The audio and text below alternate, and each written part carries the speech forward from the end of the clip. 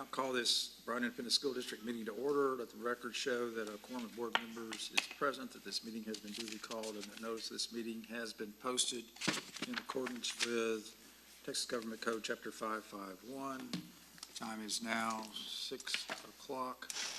I wish to extend a warm welcome to everyone present. I ask that you please turn off the sound on all electronic devices and stand for the pledges, which we'll be using a pre-recorded pledge by the students from Stephen F. Austin Middle School. I pledge allegiance to the flag of the United States of America and to the republic for which it stands, one nation, under God, indivisible, with liberty and justice for all. Honor the Texas flag. I pledge allegiance to the Texas, one state under God, one indivisible.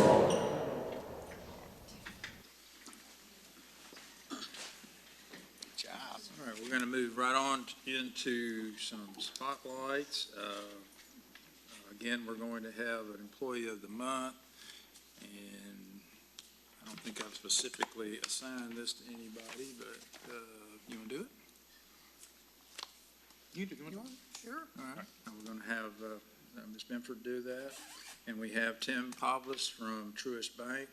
We want to thank them again for providing some gift cards for the folks that are the winners and of that. And this is from the auxiliary department, and the employee is Imelda Davila.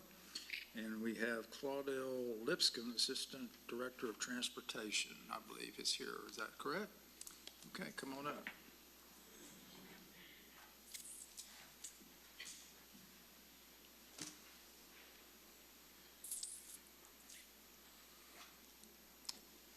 There's The microphone there, yeah. Go ahead. This one's working. Yes. Okay. I would like to represent Miss Imelda Davila. She is one of my sub-drivers. She's been with the district 6 years, and she comes in every morning and fills in any route that needs to be covered with a smile. She goes from one end of the county to the other, picking up our students, transporting them safely as possible. And I do, and she helps out inside our building as well. And she's just a good employee, and I just wanted to recognize her. Thank you.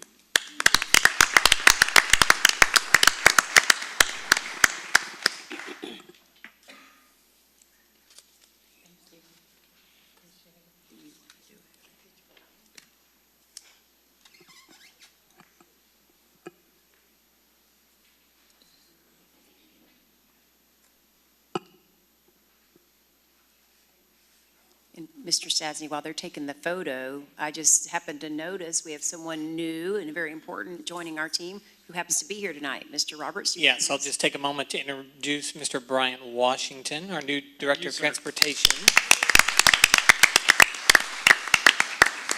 Huge, Mr. Washington, welcome. I'm actually going to invite you to join your staff over here. Mr. Washington, why don't you jump in the picture? Welcome, welcome. We've been asking about you a lot, Mr. Washington, so we're so happy to have you.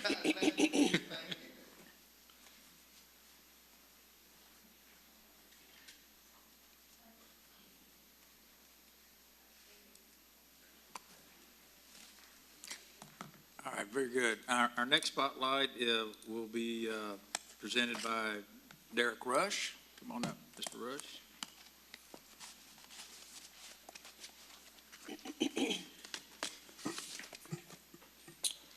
Good evening. I would like to take a moment to spotlight the city of Bryan Legend Event Center and also Destination Bryan. They bring a tremendous amount of events and exposure to the city and also the Bryan ISD. The Bryan ISD Athletic Department frequently partner with these organizations to help facilitate many of our events. Most recently, we had the privilege to help host the 2025 TABC Girls Showcase, organized by the Texas Association of Basketball Coaches. This event took place last week at several locations in the city, Legends Event Center, Rudder High School, Dobler Middle School, and Sadberry Intermediate. We're proud to recognize and spotlight the individuals who helped make this event possible. So join us by acknowledging, first of all, John Fergerben, Morgan Key, excuse me, and Jay Relio from Destination Bryan. So let's give them a round of applause. Mr. Rush, how many teams did we have? We approximately had 52 252 teams, yeah, amazing. in the Bryan, yeah. Wonderful. That was Do great. we know how many college coaches were here to scout and recruit? Wow. That's what I heard, over 150 college Wow. coaches. Thank you all very much. And I also want to recognize two other gentlemen from our Legacy Event Center, which is Kyle Walton and Jamie Cox. Give them a round of applause. These individuals do an outstanding job of bringing high-quality events to Bryan, which in turn elevate the visibility of the city and school district. We are deeply grateful for your partnership and your commitment to it. Again, thank you.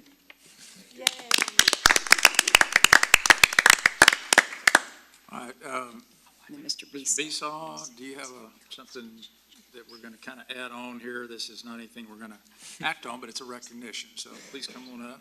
Have Ms. Mark and Bobby come up. Yes, That's, Kevin's gonna. yes, we have special guests. Mayor and Yeah, special Councilwoman guest. Evers, would you kindly? Mayor and Councilwoman, please. We just want to thank you and say how grateful we are for the relationship and the partnership that continues to grow with Bryan ISD and the city of Bryan. And we recently got a little bump from y'all. We just want to acknowledge that, taking on the crossing guards for another year for us. We're fixing to talk about our budget here in a little bit, and it's not a pretty sight. So we're appreciative of anything that y'all can help with, and thank you very much. Does Mr. Pavlis doesn't have a card for them? I didn't, sorry about that. Hey, and I would just like to say thank you all very much. I think our partnership is extremely important, and I think we're doing very, very well. And as we've all discussed, we cannot have a wonderful school district without a great city, and y'all can't have a great city without a wonderful school district. So we are on the same side. And contrary to popular belief, we're not always on riverboat cruises. You know, we do work really hard, so. Yes, sir. You know, I just want to say real quick, because I don't think people understand the impact that you guys have as a school district on what we do for economic development. And you guys get nothing in exchange for that.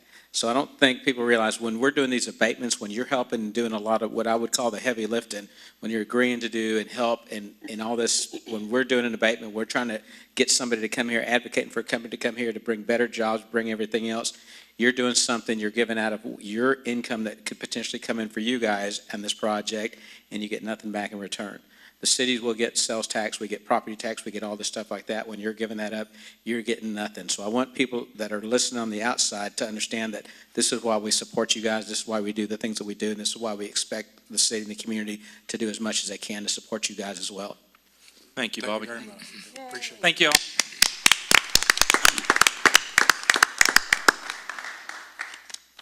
Okay, next item, presentation by our Director of Career and Technical Education, Laura King. Come on out.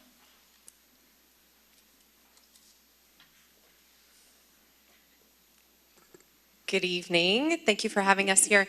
I want to take this opportunity to pass the mic, actually, to our CTE program specialist, Mr. Parker Knutson. One of his campuses that he supports is Bryan High School, and when Mr. Lady brought this opportunity to him about a year ago, Mr. Knutson, he was crucial in helping organize and coordinate a lot of things. So I'd like him to talk about the project a little bit before introducing Mr. Lady. Yes, thank you all for having us tonight. So I got a text, I think a text first about we need to talk from Mr. Lady, and I'm thinking after his first year of teaching, you know, rookie teacher of the year for Bryan High School, doing amazing things for kids, getting certifications his first year, coming straight out of industry, back here to, you know, take a probably pretty big pay cut to come and teach our kids and get them certified in welding. And so I was getting a little scared, maybe he's having some second thoughts about sticking around, and so I talked to him and he said, well, I think we've got a pretty big opportunity. And he told me about him and his wife actually were calling around and checking in and getting donations for the program. And they spoke with Northern Tool and they said, we actually have an opportunity that we'd like to present y'all and hopefully get some items and some equipment for the school district, but it'd be a build-off. And so we had to kind of keep it under wraps for a little bit about the Monster Jam build-off. And we got together, met with everybody, and started getting things rolling. And it was pretty ambitious at the beginning, but Mr. Lady just kept saying, you know, we're going to do it, we're going to get it done, we're going to get it knocked out. We had some hurdles, a lot of hurdles early on, just with timing and things, because the Northern Tool, Darcy, who we're working with for outreach, wasn't in Texas. And so kind of just communicating through Zoom and things like that. And so they got started, got the team together, and Mr. Lady, who we'd want to recognize tonight, we had an opportunity to recognize the students already, but the hours, the weekends, the early mornings, the traveling the truck, taking it with the trailer and things like that, the industry partners that he's brought in to Bryan ISD and to CTE specifically, just an amazing opportunity, and there's so much we are thankful for Mr. Lady and the time that he's put in and the opportunity, once in a lifetime opportunity that he's given these students and our school at Bryan High. And so we wanted to recognize you tonight and say we appreciate you and thank you. Thank you. We do have a short video here that we're going to watch that was made through Northern Tool and Monster Jam and kind of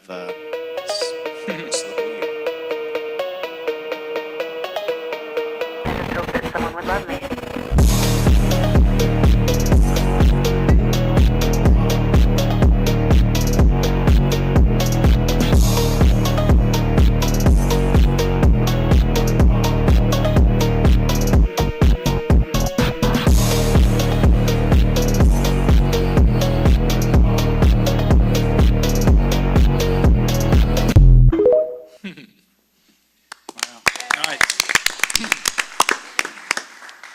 So this thing's going to tour the country, right? And that's what I heard? Yes, sir. Okay. Yes, sir. It'll be on tour with Monster Jam for the next 3 years, touring around the country. Wow. Wow, that's So I think a every long time, but when it's all done, I'm part owner of a ranch. I want to know what it would, what it'll cost me to buy this thing. It'll be up for auction. I'm going to try to reach back out to him in a few years after it's done moving around and see what we can do to get it out here or start building another one for us to have for showcase and, homecoming games and gear it more towards Bryan ISD. Yeah, that would be really neat. Right. Thank you very, very much. That's a fantastic opportunity. They'll never forget that opportunity to do that kind of stuff. So, It was an amazing experience. yeah, thank you. Thank you for all your hard work. Thank you. Do you want to get a picture, Callie? That's really cool. I think we could make it part of our white fleet. Work it out there at Ruby Halliburton Auxiliary Complex. If you can get Mr. Stasny in it, I'm all behind it. We might borrow it from time to time. I would have taken it to San Antonio. Exactly, all of us. Save some money. Next on the agenda, we have board member reports. Well, actually, we're going to start with the superintendent report. Ms. Carabine? Yes, thank you, Mr. Stasny. I can't believe it, but we're in the middle of June. But as we reflect on May, it was a whirlwind of finishing strong. We had so many campuses have their awards presentations, their field days, all the fun things that you get to do as you wrap up a school year. So again, I can't thank our staff and our students enough for a strong finish. Speaking of strong finish, we also celebrated 4 different graduations, as you know. Thank you for your attendance. We graduated over 1,000 students, and we started a new tradition this year that we hope everyone appreciated. All the top 10% graduates, we announced where they went to school for elementary, intermediate, middle school, and high school. And the moral of that story is most of those kids were with us K through 12. And the other good part of that is they received an exceptional education because we're sending off the top graduates in particular to Texas A&M, to University of Texas, to Baylor, to Yale, you name it, everything in between. And also this year we really had a concerted effort to celebrate our kids not just going into college, but we had kids signing to go into workforce for CTE, and we had kids sign for fine arts, going into music programs, and then we also celebrated all of our kids going into the military. So at the end of the day, children first always, equipping them for futures beyond their imagination. This bears repeating. I know we just talked about Mr. Lady, and we're so proud and thankful for the opportunity that he afforded our kids, but our kids were shining stars. That night, I had the good fortune of watching this debut happen in Austin, and I'm telling you, these 14 kids not only walked away with knowledge and skills from the build, but the soft skills. You cannot put a price tag on the opportunity that they had for the interviews, the interaction, the partnership with Northern Tool and now Monster Jam. Some of the Monster Jam truck drivers who I see as celebrities now knew some of our kids by name, and it's because they spent time with them, coached them, mentored them, and have encouraged them to dream big and maybe join that profession. So again, I just want to make sure everyone's clear. Bryan ISD, Bryan High School in particular, is the only school in the entire country selected for this opportunity. And yes, our kids and their product will, that mini Jam truck that you're looking at will be on tour for 3 years all over the country. So the Bryan High School Viking name and logo with our district will be forever promoted for the next 3 years. And I just can't thank Mr. Lady enough and all of his kids for the good work and the good experience. And moving on, this is another amazing accomplishment. For the 5th consecutive year in a row, the NAM Foundation has recognized our Fine Arts Department as a 2025 Best Communities for Music Education in our district. So again, this does not happen by chance. Our kids are amazing. We've seen them perform, but none of that would be possible without our administrators, our teachers, our directors, and everyone else pouring in to make these opportunities possible. So many celebrations. And then finally, we are in full swing with our marketing and our communications plan to help everyone understand the good things happening in our school district. So new and different for this summer on our billboards and on our fence at Merrill Green Stadium, the message is, this could be you. If you join our school district, you too could be going off to the University of Texas. As we see Natalia representing Rudder High School, we have Edgar representing Bryan High School going off to Yale, and then Madison from Bryan Collegiate High School heading over to suit up in maroon. Just an example of just only 3 of our kids with endless possibilities ahead. Another billboard, the point of this one is to shine a light on Christian at Bryan High School, representing fine arts. We had a signing day for him to go to North Texas, which was a very prestigious program for the fine arts program. Of course, we all know Jockey's in the middle. He could have been up there for football, basketball, track, you name it. We picked his University of Houston just to send a message that this could be you too. And then finally, this is Brody representing Bryan High School, representing CTE. We had a workforce signing day for him as one of our local construction companies hired him as soon as he graduated so that he can enter the workforce. So we're just extremely proud of our students and again, our staff for making this happen. And the message is, this too could be you. So we invite all parents, if they live in our district, to please consider enrolling your kids now.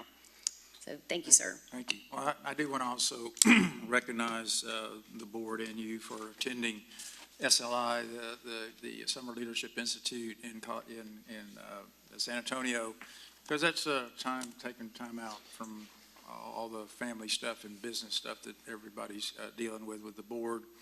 And this is not fun and games. We went to a lot of sessions and we've learned a lot of stuff, and we're going to meet again in the near, take an opportunity at some point to go over that with each other. But it's kind of overlooked sometimes that, well, we go to these things and it's maybe people get the wrong impression. But I wanted to make sure everybody knew that we're a hardworking board, and we very much, I think, enjoyed our trip. But at the same time, it was a lot of work because there's so much new to learn, especially after a legislative session. Before I got on the board, Mr. Stasny, I thought y'all did a lot more partying than learning, and I learned the hard way. There's a lot of learning. Yeah.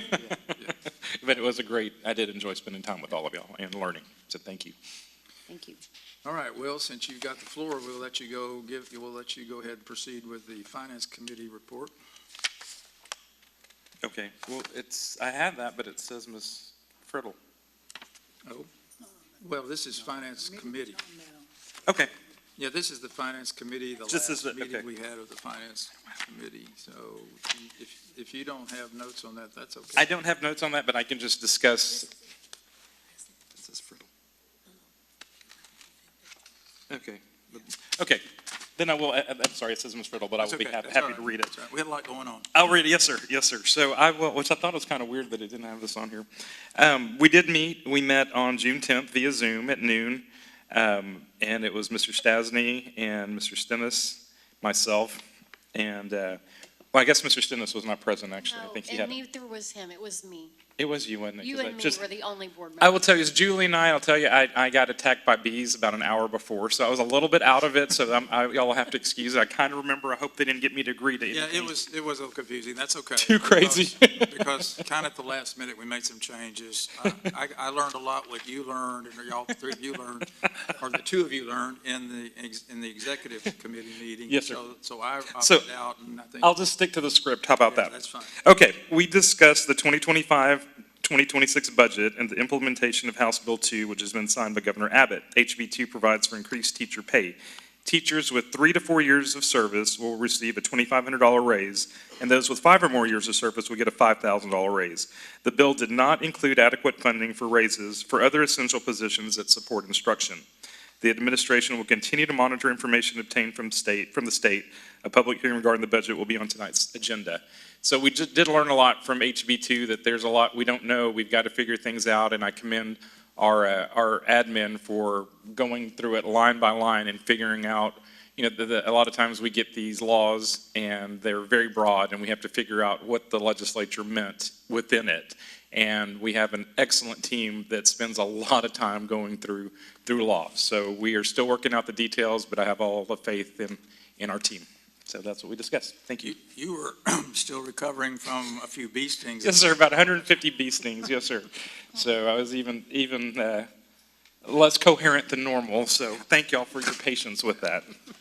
And this may be very similar, but Executive Board Committee met basically just before that, the previous day, I guess it was. And Mr. Bryan, you have a report on that. You may want to just keep it short because it may be a little redundant. Sure. June 9th at 2:45 p.m., the executive team met in the superintendent's office. Present were Mrs. Benford, Mr. Stasny, myself, Mrs. Carabine, Dr. Merrill, Dr. Ibarra, Mrs. Friddle, Mr. Besaw, and Mr. Roberts. We received a sort of a high-level overview of the progress our finance team is making on our budget, and got a real picture of House Bill 2 and some of the legislative impacts that it's having on our budget for 25-26. We discussed a few points where there was some highlights of interest of things that our finance team is working on, and also there was some SLI conference preparation, of which Mr. Stasny mentioned. We had 100% attendance of our team of 8, and it was a wonderful experience for all of us. Thank you very much. And one more committee is the bond oversight update. Dr. Harlan? Yes, on Wednesday, June 4th at 4:30 p.m., the Bond Oversight Committee met. This is the committee that meets regularly for updates on the past bonds that were passed to make sure that we are on track in terms of our expenditures. And there were many community members and parents as well as district staff. I believe I was the only board member at that one. But we met for about an hour at our new Sadbury Intermediate School. So folks were able to get a tour if they had not yet seen that facility. But the good news is we are still on track with our budget expenditures from the past bonds of 2019 and 2020. All right, thank you very much. Next is information item, public hearing on the 2025-26 budget. And this, again, is a public hearing so that there's an opportunity of, I guess in the past, since this is a public hearing, questions can be asked by anybody in the audience if they have any. And we're going to start out, though, with a presentation by Norma Friddle and Kevin Besaw. Thank you. Good evening, Mr. President, board members, and Superintendent Carabine. Tonight, we are presenting the proposed budget for the 25-26 school year. This reflects our shared priorities, which are supporting student achievement and operational excellence, all while maintaining fiscal responsibility. This year's proposal is shaped by several significant developments, including the passage of House Bill 2 during the most recent legislative session. This bill delivers new funding for teacher compensation and requires key adjustments to salary structures and other targeted allotments. While we are grateful for the investment in our educators, it is important to note that the bill did not include adequate funding for raises for other essential positions that include instruction. Although House Bill 2 created some challenges, we are actively seeking ways to promote fairness and equity across all of our employee groups. We appreciate your continued leadership as we move toward final adoption, and I look forward to walking you through the key concepts of this proposal. Our budget goals are centered on investing in high-quality instructional resources and attracting and retaining top talent, maintaining a strong fund balance, and always ensuring that safety and security remain a top priority in every decision that we make. So what have we done? In recent years, the district has taken thoughtful steps towards implementing targeted strategies to reduce the budget deficit. And these are just a few examples. We've been able to reduce costs by tightening our staffing processes, leveraging natural attrition, improving how we track and manage positions through our new Skyward system, and combining roles where it made sense to do so. It is important to note that at this time we are considering all options to reduce expenditures. As you may recall from last year, we had several budget scenarios where we considered, that were considered in an effort to adopt a balanced budget. Ultimately, we moved forward with option 2, as it allowed the district to maintain competitive compensation for all of our staff. And let's get started with our 25-26 budget. The foundation of any budget begins with revenue. In public education, we don't build a budget based on what we wish we could spend. We build a budget based on what we know we will receive. Tonight, we'll walk through how these revenue projections were developed and what they mean for our operating capacity. While it may appear that overall revenue is increasing compared to the prior year, it is important to note that the majority of those additional funds are simply pass-through dollars. These are state-allocated revenues tied to specific mandates, primarily compensation requirements outlined in House Bill 2, and they come with little to no local discretion.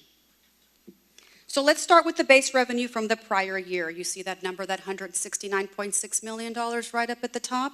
That is our base revenue from 24-25 under that current law. So the first allotment that we see here are for the allotment that was given to the district for all staff. That is $565,000. That is the revenue that needs to be allocated for all employees, excluding teachers with 3+ years of experience and administration. The next allotment down is allotment for added special programs. Again, another targeted allotment specifically for those programs, dyslexia, CTE, bilingual, and compensatory education. The next line item down is about $1.7 million, which at the surface does sound like a lot of money. However, we are having to use those dollars to absorb the expenses related to the teacher retention allotment, the benefits tied to those funds there.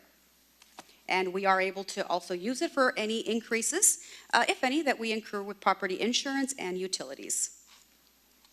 The next allotment here is the IBC, which is the industry-based certification allotment. Again, just another pass-through. That's the state simply reimbursing us for the expenditures that we have already incurred for these certifications. Next one down is a safety allotment for $608,000.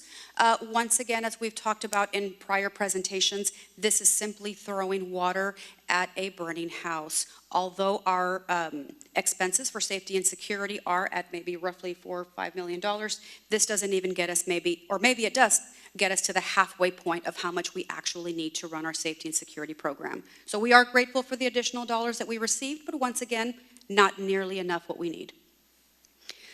Next, we have a special education allotment for $179,000. As you know, we always have more need than there are resources. So once again, we are grateful for the additional dollars for the special education program, but it, again, not nearly enough what we need to actually fund the program at full capacity. And then we see the $4 million right there. That is our main allotment, and that is to actually compensate our teachers. Again, it is a pass-through revenue. We don't get to keep any of that. That is not discretionary. As Mr. Gonzalez stated, that is for teachers with 3 and 4 years of experience will receive $2,500. 5+ years experienced teachers will receive $5,000. Again, just pass-through dollars. Transportation allotment, we see about $16,000. That is another program, not nearly enough. We are always grateful for their money, but as you can see, $16,000 will not take us very far. And then we have our famous basic allotment increase of $55. I would like to note here that although the basic allotment did increase by $55, if you see those 2 little pink items down by the bottom, it basically washed out, leaving us with a per student amount of, actually not a per student amount, but an actual increase of about $5.17 if you put a pencil to what the increase actually is. So although we did receive $629,000, you can see that there was some formula changes behind the scenes for the early education allotment, and of course the freeze of that golden penny. So if you do the math on that, I don't even think it's maybe $59,060 at the most. So that was the actual net effect of the $55 basic allotment increase that the state sent our way. The state has touted so Absolutely. proudly, so not even, barely 10%. Yes. And so thank you for bringing that to everybody's attention, because I hear that a lot. Well, at least they gave you something. They didn't really. If they'd come in and said, hey, we're going to give y'all $5 a student or $5 extra, everybody would have been in an uproar. So they did it very slyly here to give us $5 that make it look like they gave us $55. And I'd like the public to understand that we really didn't get anything out of it, and we're still struggling as much as we were last year. Yes, sir. Well said. It was very carefully crafted. But I want to emphasize that this increase was washed by other changes within the funding formula to basically net itself out.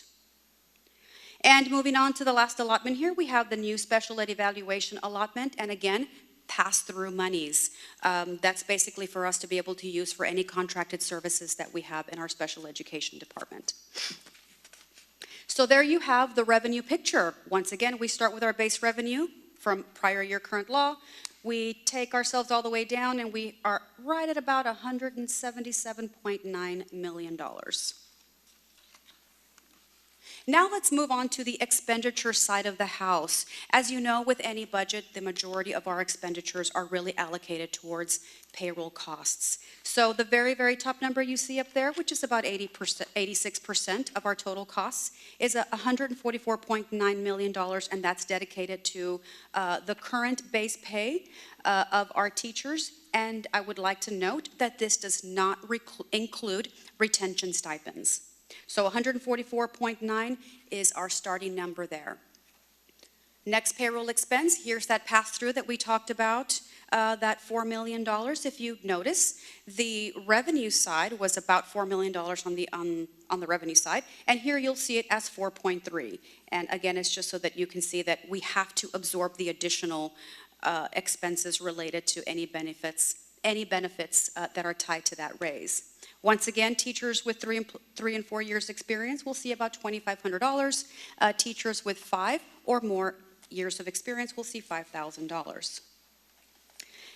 House Bill 2 raises for all staff, and here is that $565,000 number again that we see. Just like I said, it is a pass-through. It comes in, it comes out. $565 is what we have to pay our teachers with 0, 1, and 2 years experience. We have to use this money to pay our auxiliary employees, our clerical staff, our instructional aides, and any other hourly staff members that we have here at our district. So $565 to cover all of those employee categories. How many, Ms. Friddle, do you know, more or less? Can you give me a ballpark? How many employees fall within that category that this $565,000 has to be spread among? Mm-hmm. Well, we have approximately how many teachers? 230. Yeah, it's about 231 fall within the 0 to 2 year. Okay. And and then the hourly staff and the other, and of course, they're still trying to define Define it. what is an administrator, what is Okay. not, but it's going to be probably around, I'd have to look it up to make sure what we were using, but I think it's probably about 500 or 600. Wow. At least it would be the hourly in that group, so, and then you've still got in between Okay. somewhere, so. Thank you. So a lot of people for Correct. money is what I'm trying to Yeah, get across. Thank you. We'll definitely bring back some more accurate numbers for you at the following meeting. So that way, that's actually an excellent question, just to be able to visualize Yes, it and ma'am. see what it is that we really have for these number of people. So we'll definitely bring that you. information back to you. You Yes, just sir. ballpark took 565,000 to pay, say, 600 teachers, it would be $941. So, Or 600, Hourly employees. right, not Approximately. teachers, correct. Yeah. $941. well, and again, just to make sure we don't get any confusion here, this is, of course, for the raises, what we've been already paying is in the top number, correct? And then this is what we have available for raises, correct? That is correct. Okay. Yes, additional revenue.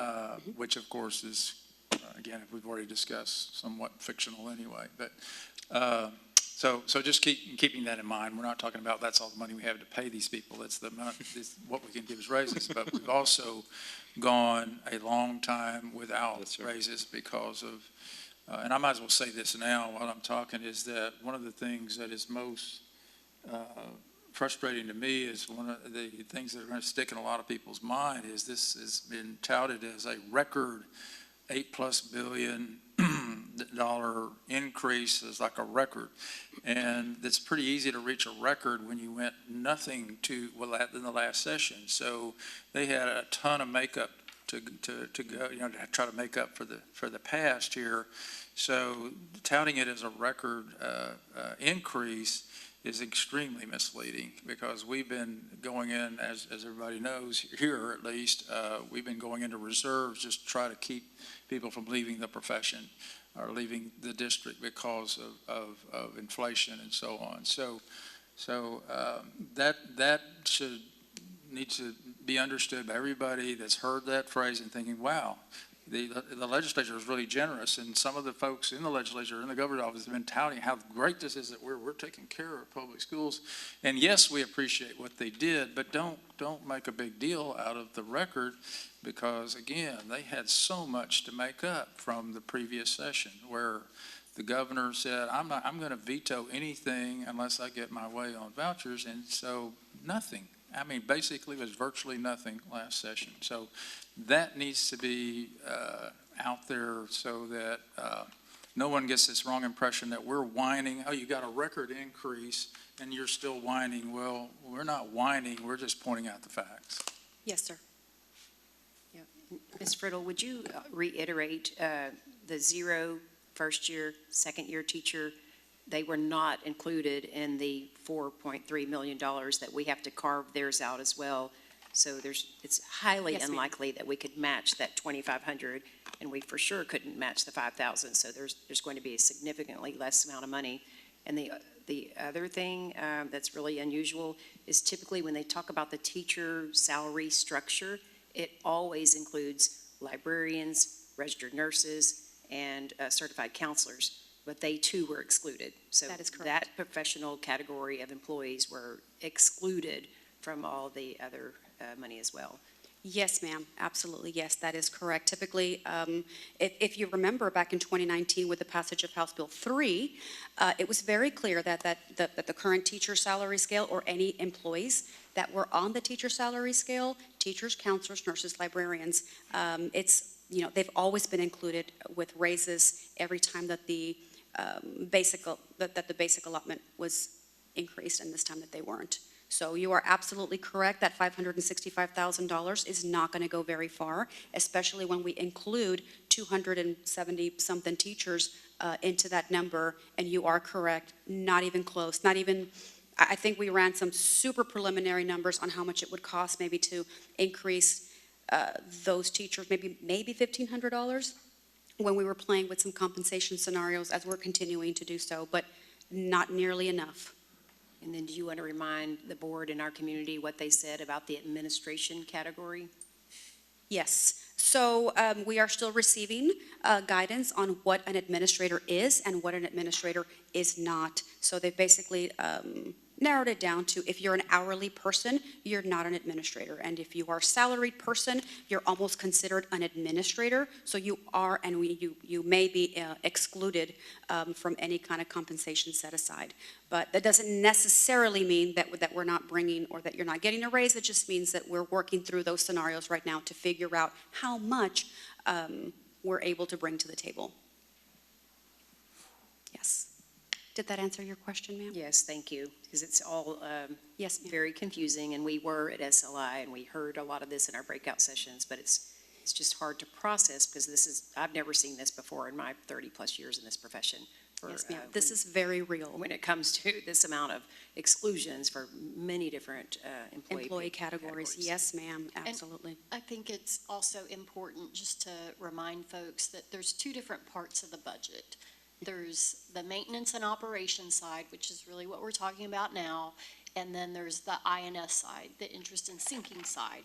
It's very confusing, but when we pass a bond, like you heard me give the update on the 2019-2020 bonds, we cannot legally use any of those bonds funds to increase our teacher salaries. That is correct. Thank you very much for pointing that out, Dr. Harlan. Our tax rate is broken out into two major components. The first being the maintenance and operations side, the second being the interest and sinking side. We are not able to cross over any pennies. We're not able to do any penny swaps. Each segment of the rate has its own rules, and we are not able to kind of cross pennies or cross anything like that. So any revenue generated from the INS side can only be used to pay voter-approved bonded debt. Any revenue generated from the maintenance and operations side can only be used for paying salaries, contracted services, supplies, travel, etc. So we are not able to commingle those funds. We're not able to borrow from Peter to pay Paul. So yes, that is a very good point. Ms. Friddle, I'd like to tack on to what Dr. Harlan said and just remind people as well, because I think I mentioned this the last time, but I just want people to understand that if we were to pass the bond for M&O, for a maintenance operation, we would simply have that amount of money reduced from what the state sends us. Is that correct? Because to the whole cup analogy. So it's not possible to do a bond to pay our teachers. Absolutely not. Okay, because No. that's what I get asked all the time. Again, I know I said this last time, but I just want to remind people that we can't do it. I get asked, well, why are you passing a bond to build things and you can't pass a bond to pay your teachers that are so important? So I just want to remind the public, again, building on what Dr. Harlan said, that we cannot pass a bond to pay our teachers. That is a hard thing to understand. If you can pass a bond to build a building, why couldn't we pass a bond to pay our teachers? I think the public would probably happily do that to help our teachers out, but it's not in the way it's set up, but it's not possible.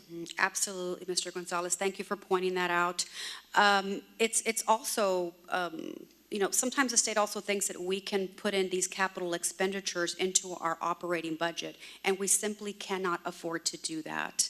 So that is why bonds exist for our capital expenditures. We certainly couldn't build a school out of our fund balance. That's just not, we're just not able to do that. So that's why bonds exist, and that's why it's kind of like a mortgage. You get it over 20, 30-year note, and it is voter approved. So thank you for pointing that out. Thank you. All right, so moving on.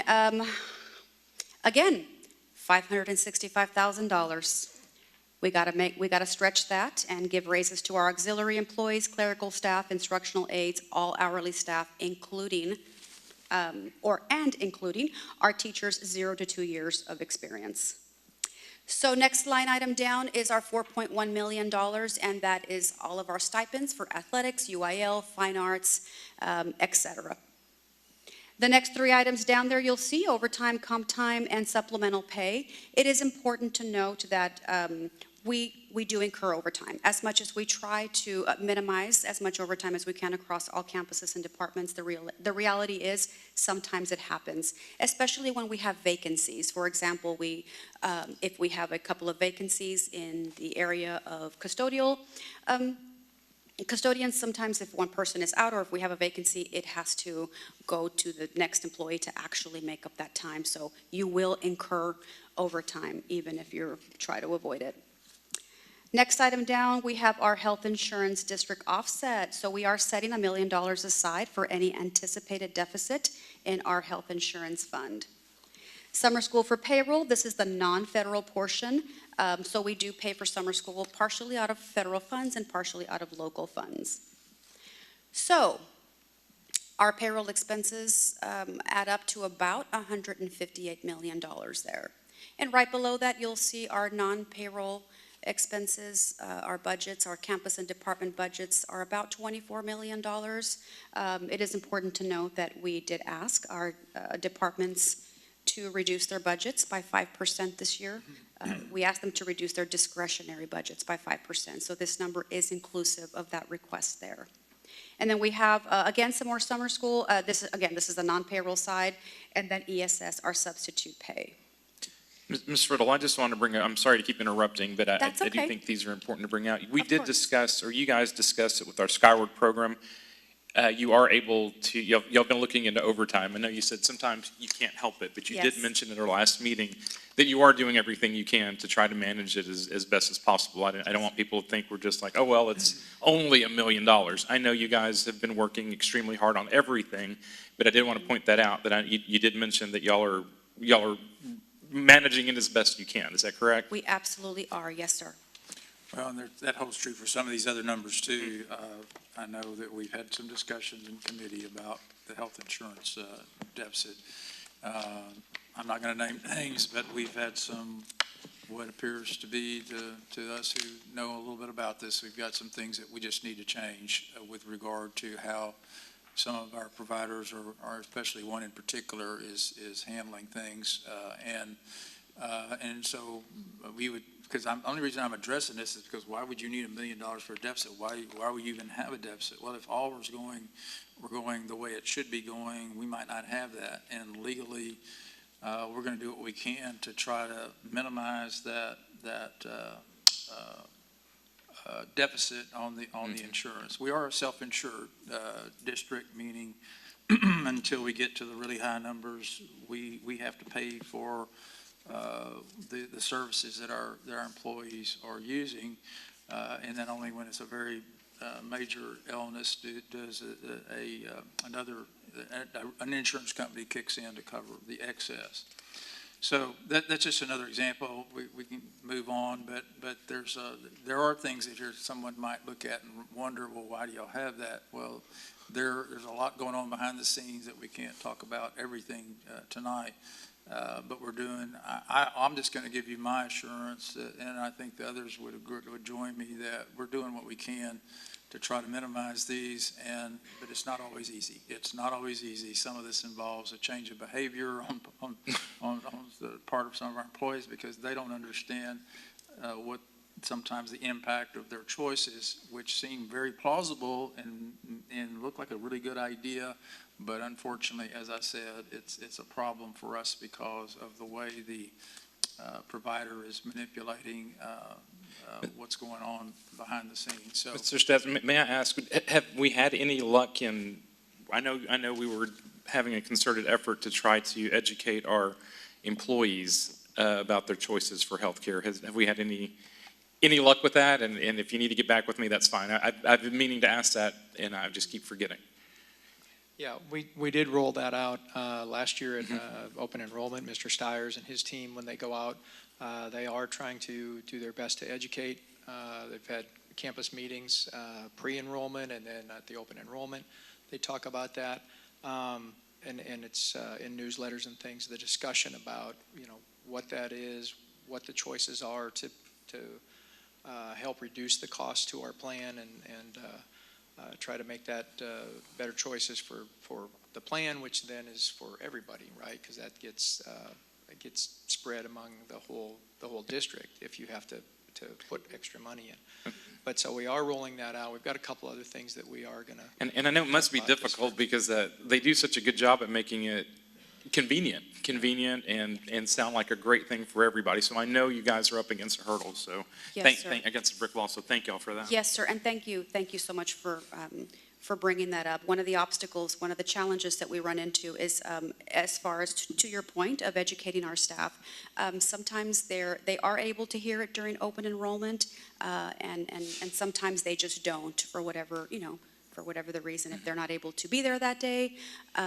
So it would certainly benefit the district if maybe there were some type of mandatory open enrollment so that we could actually educate our staff and make sure that everybody knows. Because right now, I don't think that hearing all of our insurance and options are mandatory.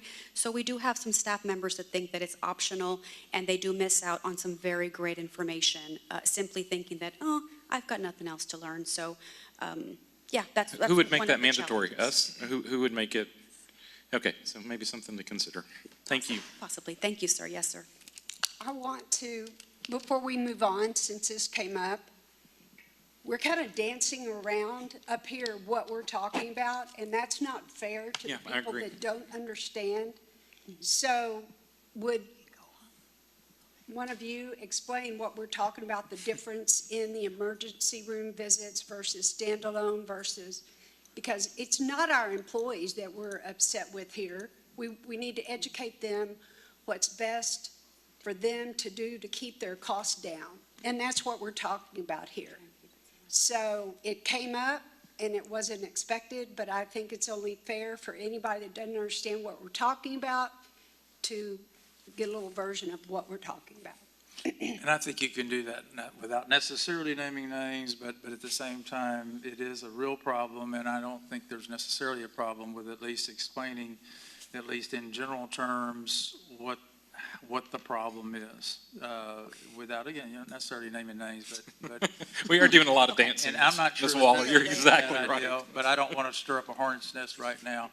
But I think that you can at least say that we have a good system in place, but unfortunately, it's subject to a certain type of abuse, which I think that's what you're looking for, is what is going on? How are our employees being misled? Okay. Again, this is very summary, very top level. I'm just going to cover it in a very broad stroke. We are having some challenges with our freestanding ERs around town. When employees come up to be seen, they are not collecting a copay. So some of these freestanding ERs, you can just kind of walk in and they do not collect a copay. And think about when you go to a standing room, to a standing emergency room, we do have some staff, again, unknowingly, again, to Mr. Stasny's point, it's very convenient. You walk in with a runny nose, you can only imagine how much it costs walking into a freestanding ER out of network, and thousands of dollars are charged behind the scenes because somebody walked in with a runny nose because it was convenient. I would like to emphasize that all of us here, all of us that are participating, we are self-insured. We are self-funded. That means that I am paying, and Mr. Bisaw's paying, for somebody else to walk into an emergency room for a runny nose. So it's just, we need to do a good job also of making sure, educating our employees of the resources that are available so that they understand. If you don't have a primary care physician, do your best to maybe try and find a local one, do your homework if you can, so that way you stay proactive with your health. And we ask all staff that if it's truly an emergency, and it absolutely is, and we understand sometimes we don't know that it's an emergency. You may not know that it's an emergency. But for the ones that we know, we always say the runny nose example. If you simply have a runny nose and you think you may have allergies, I believe that we have an employee center. Thank you. An employee center here. So if we just ask our staff, if you could please be proactive. If you feel yourself just kind of coming down with something, maybe make an appointment a couple of days ahead of time. I know sometimes you can't get in right away, and I get that. So again, just some of the challenges that we've got to work through. And to Ms. Ruthie's point, it's the freestanding ERs that we're having a difficult time with. And I've got a couple of teacher friends, and I've had this discussion with them, and they're very, Usually they're on top of everything, and they were absolutely flabbergasted that there was any extra charge to us by them going to these freestanding clinics, because they've done a great job with their PR side of it. Zero cost, and they assume that means zero cost across the board. And so, again, making mandatory, I think attendance would probably really help us out and help us get the word out, because again, they understand, all of our teachers, all of our staff are extremely intelligent, and they know if you explain to them, this is going to cost all of us. So, I know that's not what we're on slated for today, but I would just like to say that I do think more education is definitely what we need to do on that.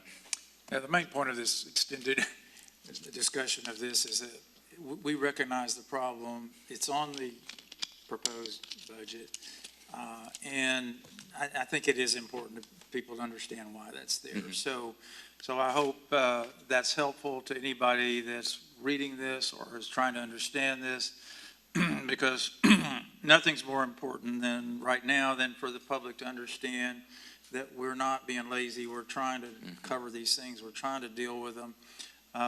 One other way to do this would be just to up to what the employees pay on their insurance, and we don't want to do that except as a last resort. For sure. We may have to do that at some point, but right now, that discussion hasn't occurred. We don't want to do that, but we can't also necessarily feel good about having this built into a budget that we may have to come up with an extra $1 million to cover the insurance. So I think that's probably enough discussion on that. And I hope everybody again understands that it's a problem we're trying to solve. So let's go ahead and try to go to the finish line here, and we'll see where we are. Yes, sir. Okay, well, taking it to the finish line. So if you remember from the prior slide, we had anticipated revenues of about $177.9 million, and our total expenditures here are right at about $184.6 million. So this next slide here is simply a summary of total revenues versus total expenditures. And you can see that if we move forward with adopting the budget this evening, our projected fund balance will drop to approximately $43.8 million, which is just under 3 months' worth of operating expenses. And if we duplicate the same result for the following year, our operating reserves will be below 2.5 months. So on the topic of operating reserves, this is a look at our fund balance trend since 2019. You can see that we were at about 3.5 months worth of operating expenditures back in 2019. You can see the huge increase in fund balance at the end of 2020. Obviously, the COVID pandemic shut the entire district down at around March, so we were able to, there was just, by naturally some savings there on the operating side. But then you can see quickly in 21, 22, and 23, we can just kind of see that, that we went from 1.9 in the positive, 1.4 in the negative, and then 3.1. So it's been difficult. We haven't really kind of caught up with, our fund balance hasn't really caught up since then. So we're doing our best to kind of keep ourselves out. And then you can see the 25 estimate there. The ending fund balance at the end of the current fiscal year is slated to be right at about $50 million, which is, again, just about a little over 3 months worth of operating. And then if we go another negative $6.7 million, we'll be just below those 3 months. So again, this is just a little fund balance. And what is our cutoff for the interest rate? What is our fund balance? Where does it need to be? How many days? Well, board policy says we should keep between 2 and 3 months, 60 to 90 days. And so that's mostly what we're gauged on. And of course, the first rating has a indicator that looks at that. So, I mean, to keep it above the 2 months is to go below that would be, I think, very detrimental. So, and I would point out on that 2024, that's where we switched our year end. So thank you. Yes. We made that move just specifically to give us a little bit more time to deal with the issues as we got through and to move to the legislative session this past year, which hopefully would have turned out a little bit different, but so it did not. But that's why the big bump that year, because that then put some extra. And we're looking at 2 years out. And I'm sorry, Mr. Beasley, pardon me. But we're kind of looking at 2 years out, if I understand correctly, in the hopes that next legislative session we might have some improvement. Is that kind of why we're giving us this? Is if we had to maintain this, in the hopes, again, we had lots of hopes for this session that didn't pan out, but hopefully in the next one, maybe a little bit better. Yeah, and I don't know about the hope so much, but Hope's I mean, long gone. Hope's not a strategy, they say. No, but, Yeah, hope is not a good strategy, we've But learned. our Texas legislature only meets every 2 years, so this is what we're locked into as Okay. a revenue stream biennium. Gotcha. So that's why we push it out that. We are hoping that Ms. Friddle will play the lottery a little bit for us. So, we'll have to give you a little cap on what you can spend. Yes. Yes, sir. Mr. Bissell actually made an excellent point here, and I can't believe I almost forgot to say this. This is a 2-year budget. So that means that the teacher that gets a $5,000 raise this year or a $2,500 raise increase this year, that's going to go for 2 years. They're not going to get another $5,000 next year. They're not going to get another $2,500 next year. The state has taken it upon themselves to say, we know how we're going to pay your people. We know what they need. We know the local needs of your district. This is what we are going to pay you, and it's going to last for 2 years. I don't want there to be a misunderstanding. They're not going to get $5,000 this year and another $5,000 next year. This is essentially $5,000 the teachers will not see, the ones who actually qualify for the HB2 increase. They will not see an additional raise the following year. That's not the worst news. It's the younger teachers, the newer teachers that don't get anything. Correct. Correct, yes, sir. And so if they were to leave the profession after the $5,000 was paid, they're not responsible for reimbursing, correct? That's been paid already. So it seems like it would be almost an incentive for us to lose our valuable teachers. Well, from our current understanding, and this could definitely change, they will be looking at a roll ID, most likely maybe during either the PEAM snapshot or maybe there's going to be an end-of-year submission. So it's going to be very important, more than ever, for our HR department and our PEAMS department, to make sure that the coding is correct so that way we can get paid for everybody that we're supposed to get paid. But to your point, it's possible that we could incur the expense and then they could maybe leave somewhere. Again, we don't know exactly how it's going to transact and how it's going to work. That's the So there's- scariest part. Exactly, yes, sir. Yeah, well, and the understanding is, and Ms. Friddle, correct me if I'm wrong, the amount is going to be basically included in salary. So it's going to be paid over 24 checks for all of them. Okay. See, it's not a one-time stipend, but so if you're a teacher that's making, $65,000 this year, then, or you made 65 last year, your salary for 25-26 would be 70,000.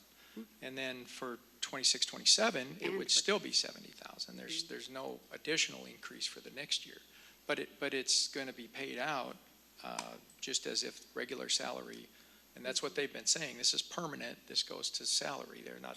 So then they are paid the $5,000 twice. That same 5,000. The same. is So rolled into- $5,000 this year, an extra $5,000 this year, and an extra $5,000 next year. Right, it just Okay. stays in their It's the same. salary. Gotcha. I'm sorry, I It misunderstood. stays in their salary, that's Okay, correct. They're okay. not getting a total of 10. You're getting 5,000 on the front end, like to Mr. Bisau's example, if you're making, $55,000, you're a 10-year teacher, okay, you're going to be making $60,000 next year and $60,000 the following year. Okay, so you are, It's a 2-year budget. but you are getting, so for each year, you are getting the full 5,000? That is correct. Okay, I misunderstood It that. just stays status quo. Okay. It stays The with same applies for all the people excluded. Let me give an example. Assistant principals at our campuses who are critically important. Principals, all the other administrators, they have been excluded. So if we don't do anything, there won't be anything for them for 2 solid 2 years. years. And remember, we haven't had an increase to basic allotment since 2019. So this is devastating for all the Very. people that were excluded. That is So every district is trying to figure out, what is the definition of an administrator and how to take care of our first and second year teachers. Correct. So, But at least we got the $5.16 yes, this year. there, so. there is that. But we're trying to, figure it all Oh, out wow. to take care of our staff because Yes, ma'am. we can't do what we need to do without attracting and retaining top talent here. Mm-hmm. So I'm going to turn it back to you so that you can talk about compensation and how that's not okay. tonight, but. All right, yeah, let's, okay, forthcoming. so what's happening here? Thank you, Ms. Carabine. All right, so here we are, our budget development timeline. And as you can see, it is June 16th, way down at the bottom, and that is where we are. We are right on time. So in closing, and as a reminder, the budget presented this evening is built on current estimates and serves as a foundational step in the planning process. The district recently received updated guidance on the definition of classroom teacher and administrator. This will allow us to begin applying the requirements of House Bill 2 to determine which positions, very specifically, which positions qualify for the mandated pay increases. We are preparing a range of compensation options to present at our next board meeting. And depending on what is adopted, it may increase or decrease the budget deficit. I'd be happy to take any questions at this time. I think we've been throwing them at you the whole presentations. I'm good. Well, and you see how they really complicated it. It's just some of the questions that we've asked, as you pointed out, Mr. Gonzalez. Is it 5,000 and then 5,000 more, or is it or is it one time? There's just a lot of things to work through. So Yes, that's why we're going to take our time and work through it and bring back an amendment to discuss that and hopefully make those decisions. I guess my final comment on this is just going to be, it's not too early to be talking to the extent that you have any opportunity to talk to our legislators or anyone else that's in a position to influence our legislators and the governor. It's not too early to start talking about the next section. I wish we'd have a special session that would address some of these obvious glaring errors that they made. But we at least need to start working on educating our legislators and the governor about what really happened here, because I'm not sure they all understand it. In fact, I almost hope that they didn't all understand it, because you would think they would not be bragging about this budget. It's woefully insufficient in so many ways. So I appreciate what y'all did. That was our public hearing, and I guess thank you, and we'll move on with our next information item. Thank you. Thank you. Thank you. We are going to now have an update from the Bond Steering Committee, which is different than the Bond Oversight Committee. This is with regard to our existing bond, and I believe, I'm sorry, I got that backwards. This is with regard to the possibility of a bond in November, and this will be presented by Dr. Bryan Merrill. And it looks like a whole slew of people. Come on up. Yeah, Dr. Merrill is out of town, so okay. Julie Johnson's going to So be. never mind. That's what it says She's here. going to be That's okay. point of contact with a group of her There's friends. a whole team that will be helping with this presentation Takes all of y'all to tonight. replace Dr. Merrill, is that right? Sure, we'll go with that. So we're here to provide another bond update. Thanks to your feedback and your questions last week, we were able to go back and kind of investigate and find out more information. And so this won't be as lengthy as the last presentation, so we're going to try and hit some highlights for you. And if you have any questions, concerns that come up, please don't hesitate to let us know. We're trying to get all this information gathered before our next bond steering committee, and so we'll proceed from there. All right, so just to kind of cover what we're going to talk about, we're going to talk about the possible projects. We're going to talk a little bit about funding.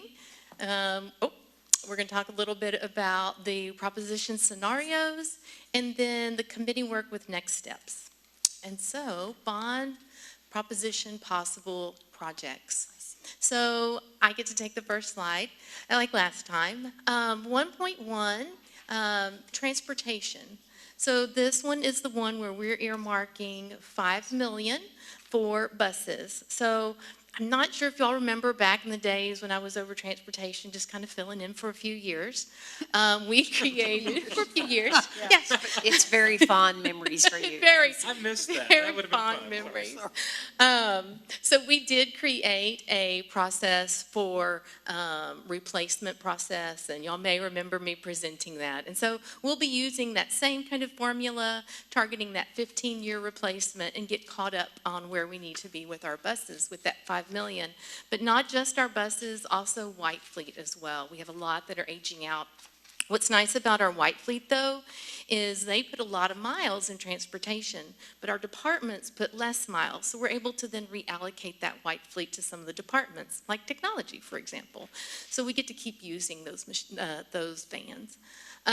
Transportation also has the technology and security system for $405,000. That one is that badge system for our students where they can come on and swipe. The bus driver will know who's on the bus, and also the parents would be able to see when their child got on the bus based on that swiping. And then the system actually updates the bus route with the turn-by-turn directions based on who is swiped onto the bus.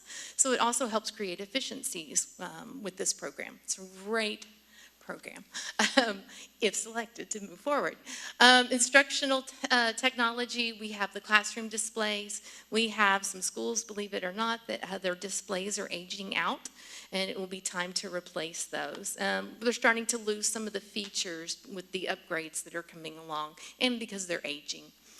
So we're looking forward to replacing those for our teachers.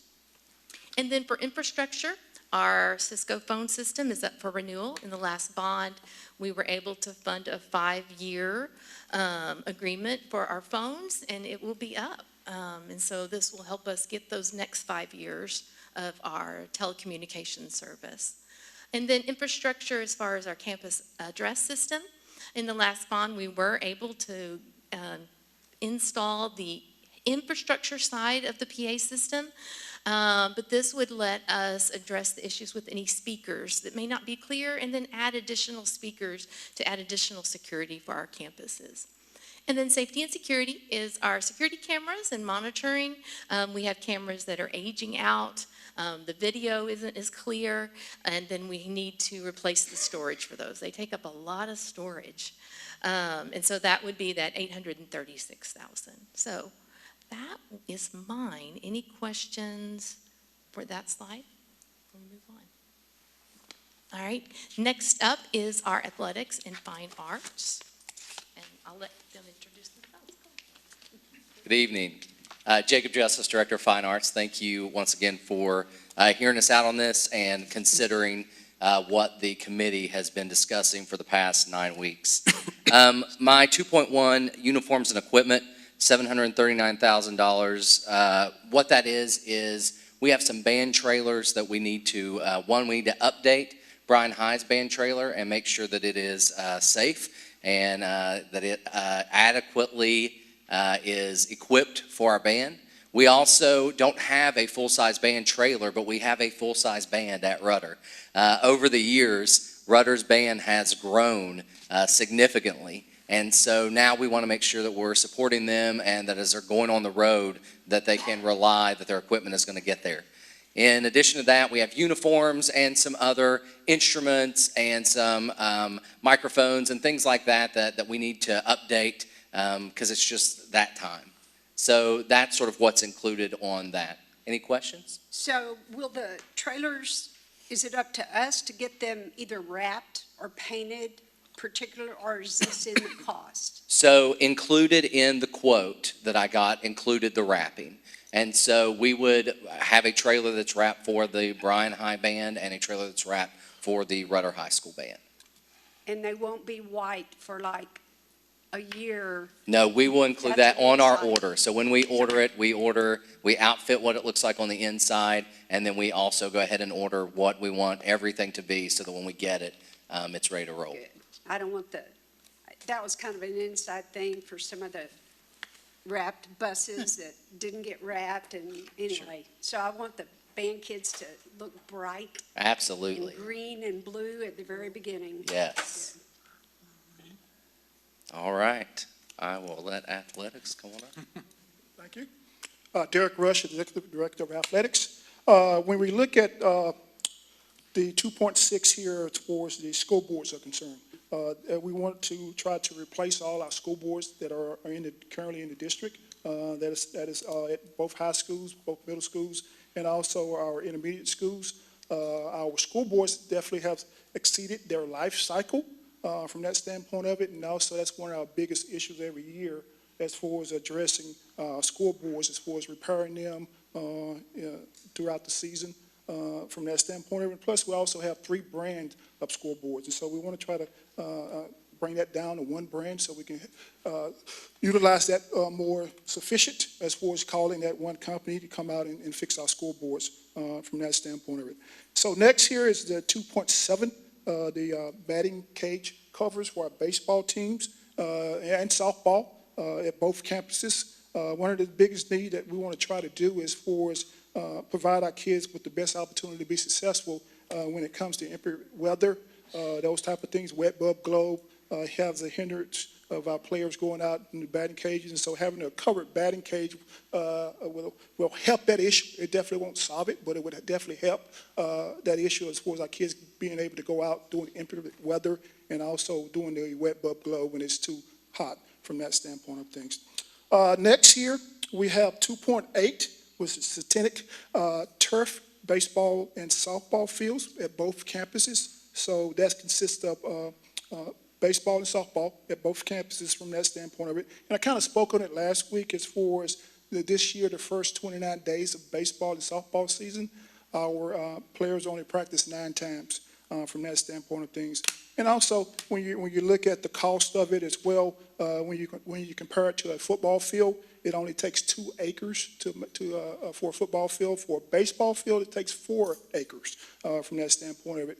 And also, when they come in and do treatment on the soil, we're in a bad location when it comes to soil and clay and those type of things. And so that also increased the cost as well from that standpoint of it. So I know one of the biggest issues was we're comparing turf to grass. So I'm going to let Mr. Griffin come up and kind of explain that further to give more details on that and kind of enlighten us on turf versus grass, the cost. So we reached out to one of our partners in our tools and actually got some information that's basically compares grass to synthetic turf. And you'll see in front of you, it basically talks about hours. And the reality is, yes, you have an original increase as far as the cost of that synthetic turf, but your ability to play on that surface much quicker, much more often. You don't have to worry about seeding. You don't have to change from winter grass to summer grass. You don't have to worry about rain and then the constant use. So reality is you have a surface that can be immediately used after a rainstorm, and it can be used a lot more often because it will not wear down like a grass field will. So also you've got to figure the maintenance costs for cutting the paint and all the different parts of that. But when you put this over time and you are looking at a year's worth of use, more often due to the weather, more often due to wear, you end up with a surface that actually per hour is cheaper, especially as you run it longer. Another item is the original cost, why it's so expensive versus when you have to replace it. The original cost, it is a non-permeable surface, so you have to capture that water, and it has to go into a retention pond. So there's a lot of preparation for preparing it that first time. But after that, replacement of that turf is much cheaper because, well, as we found out with the field that we're currently doing at Merrill Green, replacing the carpet is nothing compared to the overall infrastructure. And this is saying that it's going to be replaced every 10 years? Is that what that is? Yes, sir. It's figured in. As you see, your cost per hour in the first 10 years is fairly, but it's that original input of cost for turf. The next year, you see it flips, and then the next year after that, and then it will continue to be that way until you have to go in and do something with the underground again. But over time, due to the fact that you have more use of this field, and you have the opportunity for outside activities to use your field, whether it's like we was discussed earlier with whether intramural or tournaments or the baseball, what do they call it? The summer leagues and winter leagues, youth league, travel leagues. Thank you. you could have the opportunity to use that as well. So reality, when it's just a grass turf field, and as was mentioned, you have the 20, out of 29 days, only 9 days was able to be used, was due to inclement weather. And the fact that if you do destroy that grass, or you do tear up that grass, now you have to wait even longer before you can get on it. So There's some additional work over and above years 11 through 20. Is that why the cost is over $4 million as opposed to $2.6 million? You understand what I'm talking about here? I apologize. But when you get to the years 21 through 30, the cost is a little over You're going to be $4 million. replacing that grass again, and it has to be basically resurfaced. Again, this was prepared by PBK Sports, which is, they do this all over the nation. So I'm not particularly that understanding of that, but I do know that over time frame, they are clearly showing, and it's also stuff that I've been able to look at and interview off our own sources and referencing. Well, it sounds like maybe they've got to redo the base or something. I think so, Mr. Stasny. I think Considerably more that's for that third. Yes, sir. That would be my understanding, is that they're having to redo for the grass field to redo this actual site. Well, this is all on synthetic. Well, yes, sir, you were having it for both, but as you see that by the hours, it gets bigger and bigger, you end up with further apart. I was just wondering why it was considerably more than for the second decade, the third decade. Third decade, I understand what you're saying, sir. For synthetic, okay. Mr. Griffin, may I ask before, or I guess all of y'all, have any of our coaches, anyone lobbied for natural turf versus synthetic? Or is everybody behind synthetic? I think from our staff and folks, it's all been synthetic. Okay. And as was mentioned before, compared to other school districts, Yes, sir. Brazos Valley, we're the only one other than Hearn that is currently playing on natural grass.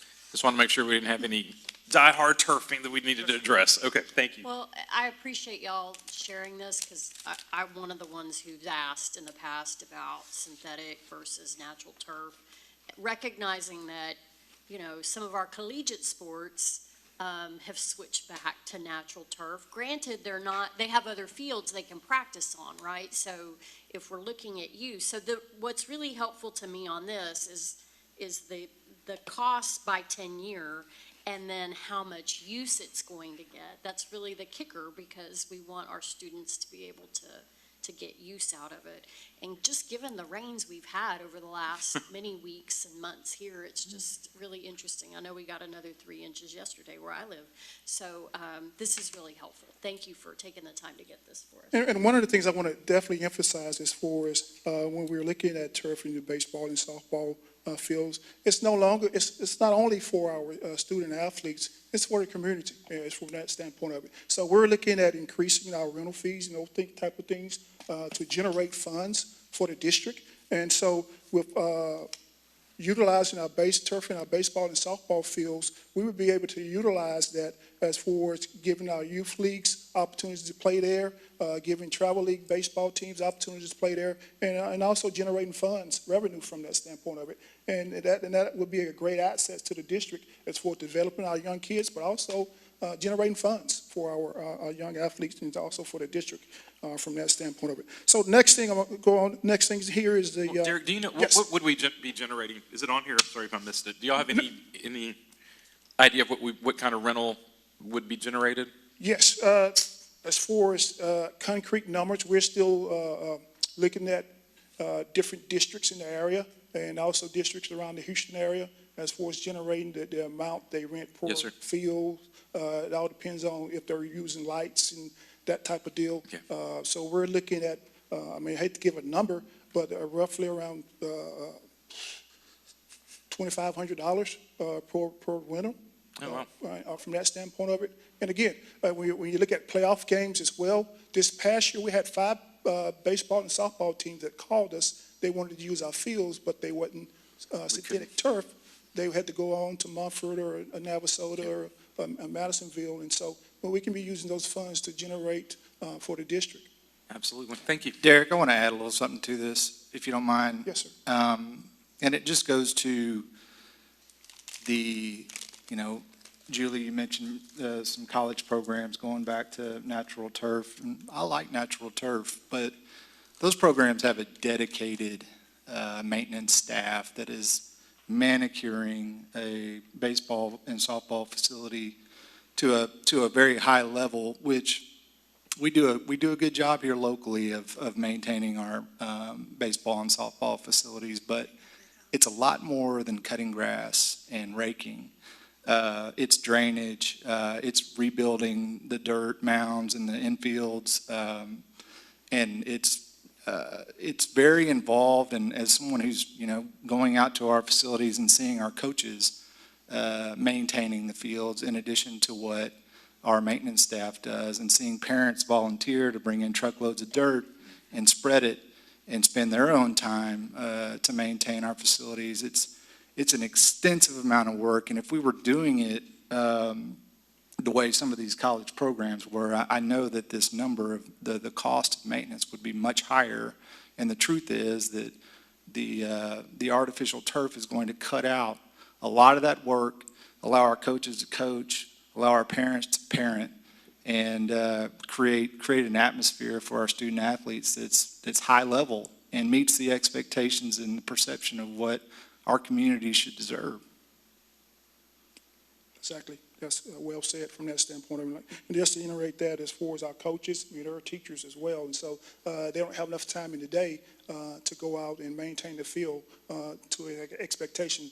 They do a great job. Don't get me wrong on that. And our maintenance department, grounds department do a great job as well. But as far as to put the emphasis on a grass field, that's a lot of time and energy put in it. And our coaches, who are teachers as well, don't have enough time in the day to get that done. So next, any more questions about that? I just want Yes, to ma'am. reiterate about the fee structure, Mr. Gonzalez. We do have posted on our website what it costs, if you will, to reserve our facilities, not just the fields, but the gyms, et cetera, Yes. meeting spaces. And we've had an attorney look at it for terms and conditions, so we feel it's viable. But to your point, I do believe we are looking at other districts to decide if we need to increase the amounts, because we do want to make ourselves available for others, but we don't want to take a loss. We want to make sure that we're taking care of the wear and the tear, et cetera. And I've been on some of those phone calls as well for the playoff games, and they call, and the first question is, do you have synthetic turf or do you have grass? And when we say grass, they're like, oh man, we're moving on. Because they don't want to schedule a game and then it rains and then they're scrambling. I mean, you've had a baseball player, you know what that Yes, looks ma'am. like. So we talk about it all the time at the state level, and more and more people are moving to the artificial turf just so that the kids can play. Yes. And not be impacted with the weather. Correct. And I don't want to exclude the possibility of rentals. On the other hand, I'm going to say this one more time, I really don't want to just even break even. I don't want to lose money. But when you invest that much taxpayer money into a facility, then there's no harm in saying, we got all this wear and tear, we got all this going on, we're going to have to replace it at some point. If we come out in the positive, that's what I want. I don't want, when you rent a place, they don't rent it so they can break even. They rent it so they can make a little money.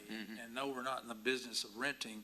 However, we are in the business of making sure that we look long-term, and we ought to try to come out ahead on our rentals so that we can invest that money ultimately either into whatever, but also for our, when it comes time to replace this stuff. So I just don't want to just take the attitude that if we somehow just break even after everything's paid for, I don't know that that's a goal that I'm happy with. I would like to see us actually make a little money off of it, and with the understanding that we'll definitely spend that money at some point on the facility, absolutely, because that's going to happen. Even just the routine stuff. So I hope that we'll look into that and try to make sure that we're going to go past the break-even point a little, at least a little. Good. That's one of the things, again, we're taking our time and researching it to make sure that when we do change the rental costs, that it's appropriate and also beneficial for the district. Thank you. So it's good to know that. Thank you. Okay, next here is the 2.9 synthetic turf for football and also replacing the current tracks. So this cost will go towards the current turf and tracks that we already have at the high schools and also at the middle schools, and also adding a synthetic turf to Dobler Middle School as well. Currently, right now, Dobler is playing in somebody said pasture field. And so we want to make sure that we are doing our due diligence as far as providing synthetic turf for those kids as well, from that standpoint of it. Okay, next up, CT. Good evening again. Our first CTE property here that we're looking at is out at CTEC. Now, just a reminder, this design is still to be determined. We are talking to a bunch of stakeholders involved in this. We've got a few different inputs on what that should look like for a teaching facility out at CTEC. I even was visiting with multiple stakeholders just last week that were already wanting to give their input on what they think would serve the students best out there. And then it also had the line item on this one for the 2 trailers for AgMech. Those are large flatbed trailers for them to be able to haul their projects all around the state to do great things. Any questions about this? All right, last one here is 2.11. That's for renovation of our concession stands and a possible field house for baseball and softball. From that standpoint of it. So when you look at Bryan High, for example, the concessions and restroom area there at Bryan High, baseball and softball facility needs to be renovated. And so this is something Dr. Merrill and Mr. Griffin have looked into as far as maybe some companies here in the area that provide portable buildings, things of that nature, that we're going to be looking into from that standpoint of it, and also at Rudder as well when it comes to ticket booths and renovating the concessions and possibility of providing a field house for baseball and softball. One of the reasons for the field house is, again, both current field houses are so far from the baseball and softball fields in inclement weather. Those kids have to run to the field house, which we know that's not safe, or they have to get into the concession stand, and the visiting team has to go to their buses. And so we want to do our due diligence again as far as being able to provide safety for our kids. But again, that's something we're going to be looking into from that standpoint of it. All right, I'm going to make a comment about that, and then I have 2 comments before we move on. One, I know, of course, Rudder doesn't even, they have, do you even have, I guess you have a restroom over by softball and a restroom over by, okay. Yes, the current restroom at Rudder softball is across the street at the field, football field area. Right. And also the concession is across the street as well. And I know it's new, but it was built for a 3A school. And with the amount of traffic and, again, having to go across a street, it's unacceptable. It is. And the same thing for baseball. And those kids are out in the middle of nowhere. Literally, they're in pastures. There's an oil well and cows on the other side of the outfield fence. And so it's so needed for those students and a place for them to try to get out of the weather or something else that I know we're going to work on. I know for a fact because of my own kids coming through, Bryan High's, on the other hand, was built adequate 25 years ago. But if you go, there's one concession stand with a men's or boys and girls restroom on either side of it, built in the 90s, maybe 4 stalls. And, I'm really big on enough stalls for people. And so you've got softball and baseball games going on at the same time. The players have to go in there. The parents have to go in there. The fans have to go in there. And I know for women, that's not big enough. And it's, again, cats having babies in the walls of it. And so this is so important, which takes me to, I want to shout out that up in 2.6, the scoreboards, the $1,087,000, that's indoor scoreboards, that's basketball scoreboards, yes, baseball scoreboards, softball scoreboards, football scoreboards. Yes, every school board. So we mentioned it the other day at the workshop, but that's all scoreboards for what, 7th grade on up? Yes. Right. All middle And so- schools, high schools, and also the intermediate schools. So it's not just our big scoreboards that people see. That's every one we have for every level of our program. And our program deserves that. And another thing, and I'm just kind of on a little high horse here, is we keep talking about the cost of everything, which is important. Yes, I mean, it's all about, we talked about our budget ahead of time. But another cost we have to look at is the cost of our kids not having these facilities. Because if we don't get these facilities, CTE, fine arts, athletics, we've already put ourselves behind other schools around us, just like we've had people turn away coming in for playoff games because our facilities, even though we're in a perfect location and we're a 6A school, we get people turning us away because our facilities aren't what they need to be. So the cost of us not doing this for CTE, fine arts, and athletics is a negative, would be a negative cost for our kids because they deserve it. And we put it off for too long, and now we're behind the 8 ball. So we need to catch up and do what's, best for our kids because they deserve that. Terry. Yes, ma'am. So, I like those scoreboards all over. I just like them, the bells and whistles. So, I know we do it at Merrill Green, the other schools where we're going to put them at. Is there some kind of way we can look to see if we can get the ones that we can get advertisement to where if my son goes to Davila, if I have a company, I might want to advertise on the scoreboard. I don't know.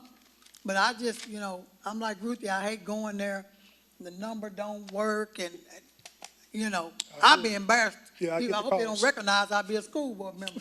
I'll be wearing a hat and everything, because, I called you. I know you called me. The people wasn't enough bleachers out there, and I'm standing up, the other people standing up, and I say, Well, Derek. You do blend in, Felicia. I'm sure nobody notices you. No, I didn't blend in that bad. But see if we can maybe get some of those to generate extra income. Yes. Instead of just saying, okay, this is middle school, let's just get the basics, or let's get the little, because those kids are going up to high school, so give them a good experience, because they deserve it, because we want them to play for us in high school, and we got superstars, some of them coming from those schools, and we want them to have the same experience there that they'll get in high school, so they don't get it there, and then figure, oh, high school, I'm going out to Consol, or I'm going to here, or I'm going to there. They want to leave. If we start them out, and I'm not saying buying the bells and the whistles, spend a bunch of money, but we're buying them anyway. And we can find a way to generate income off of them. Let's look for that.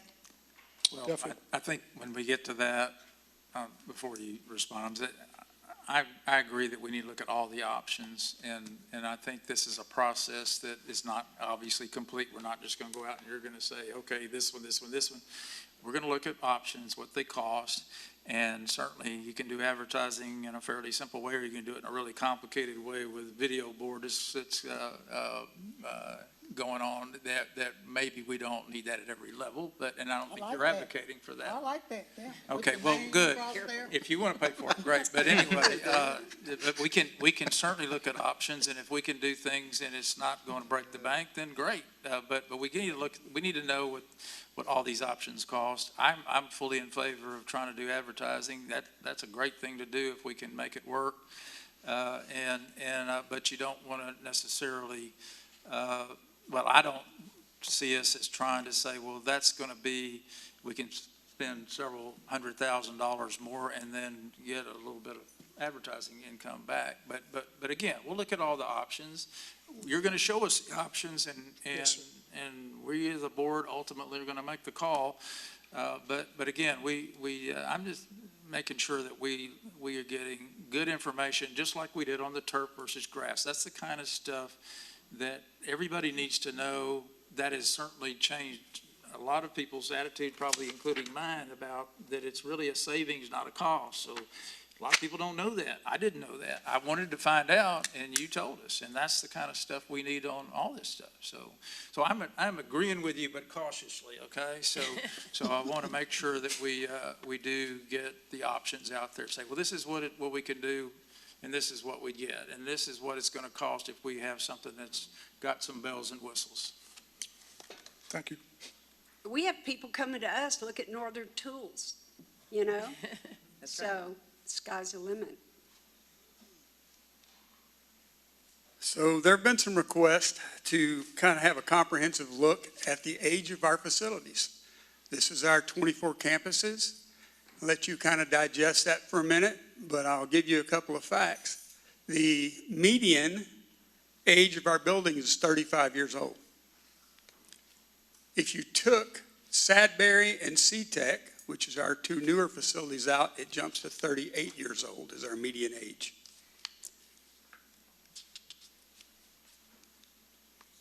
We've talked about this previously. What we're requesting of our bond steering committee is that we look at P1s and P2s. P1s are immediate needs. They've already well exceeded their life cycle. And then P2s are necessary, and they are at the end of their life cycle. The relevance to that is, as we heard a little while ago, our finances are not going near where they need to be.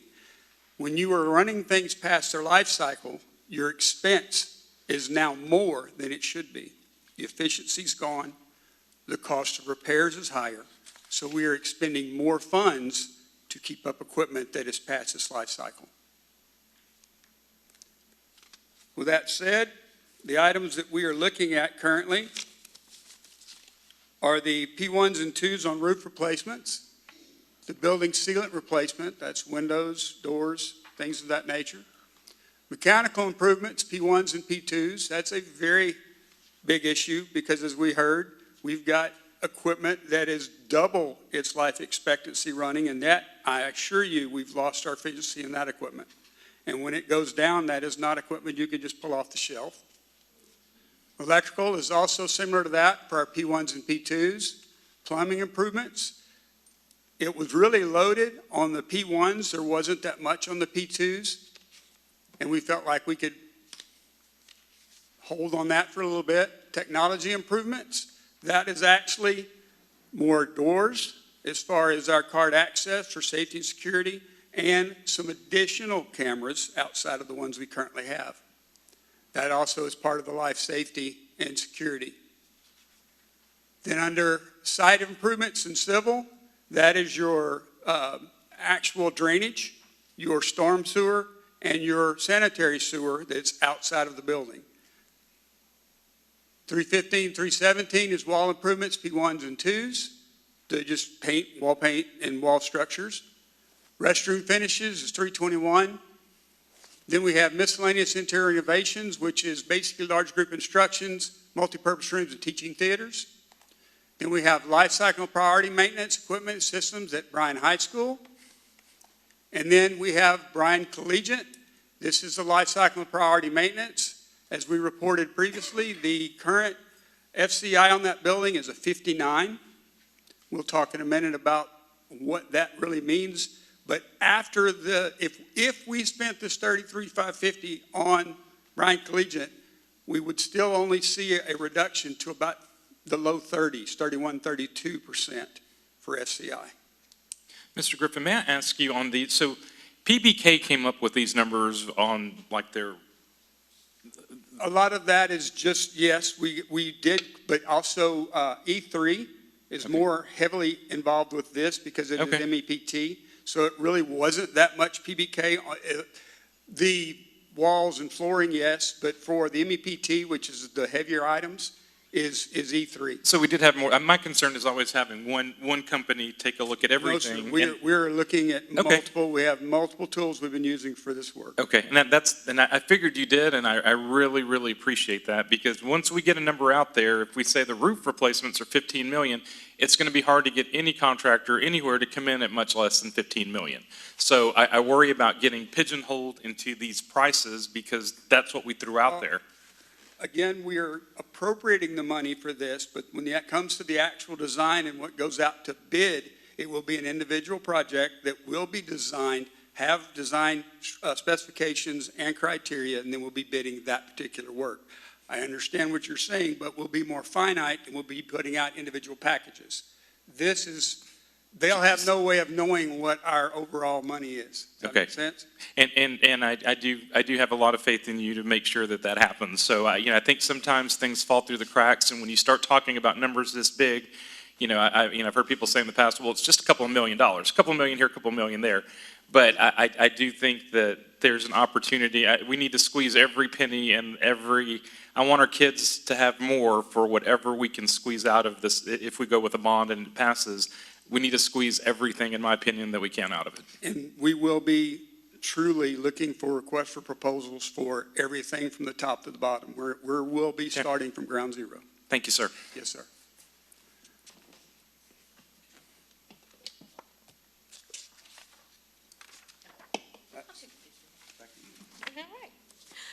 So I'll just mention the kitchen. Y'all may remember from the last meeting, the upgrades to the kitchen cafeteria at Bryan High School. Right now, it's a bit small, and it restricts the number of students that can attend. And because of that, by enlarging the kitchen, we would be able to feed more students. And then that's been the thing that's kind of limits the capacity at the building.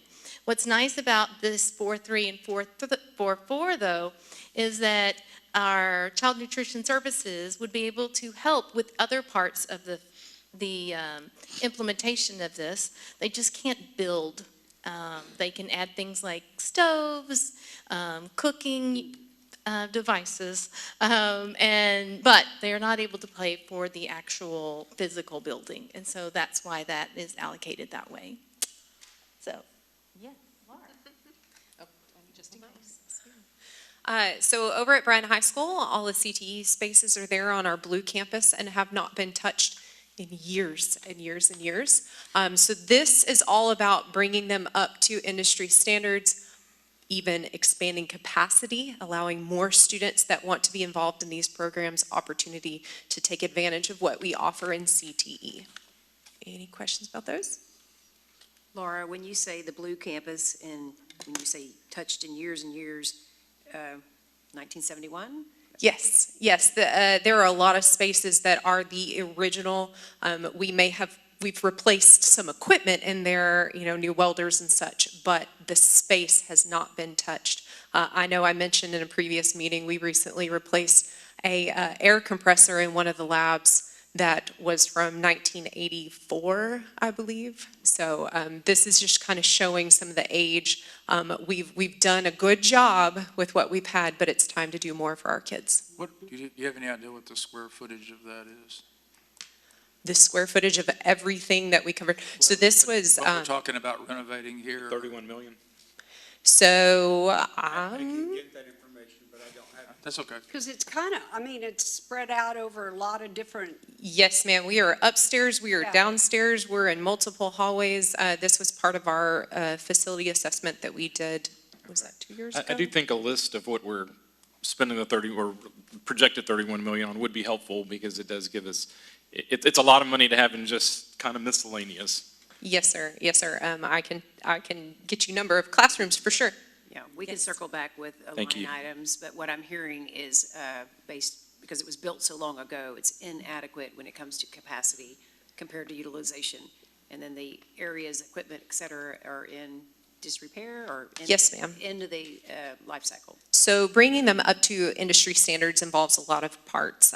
We obviously want to expand the actual space to accommodate more students. Mr. Lady is a great example that you saw earlier this evening. If you were ever to go by his lab before school, after school, during the day, he's got students even outside in the fenced off area behind his lab to give them more space to practice, all at the same time. We don't want students having to wait their turn to learn a skill. In addition to that, a lot of our equipment, needs upgraded electrical, air. We need safe places to keep our gas, stuff like that. Great questions.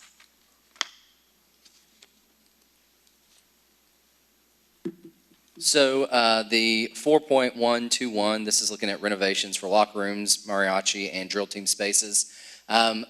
Part of the locker room renovation is you're going to hear more about, but we are running out of space, and we share space, Fine Arts does, with athletics for locker rooms. And so later on, you're going to hear about Merrill Green, and they're going to talk about that. But we're looking at renovating some of our current locker rooms at Bryan High. In addition, we tried to find space that already exists that we could renovate for our mariachi and our drill team. Our drill team, they need to perform in a gym, and so we have Gym 3. It's been a Fine Arts gym at times, and now it's a shared space. And so they will still practice on those in the morning, but this extra space would be where our dance classes could have mirrors set up, could be better for direct instruction. It's not as big, but it's adequate enough to be a dance studio, and it's a space that already exists. We would just need to renovate it.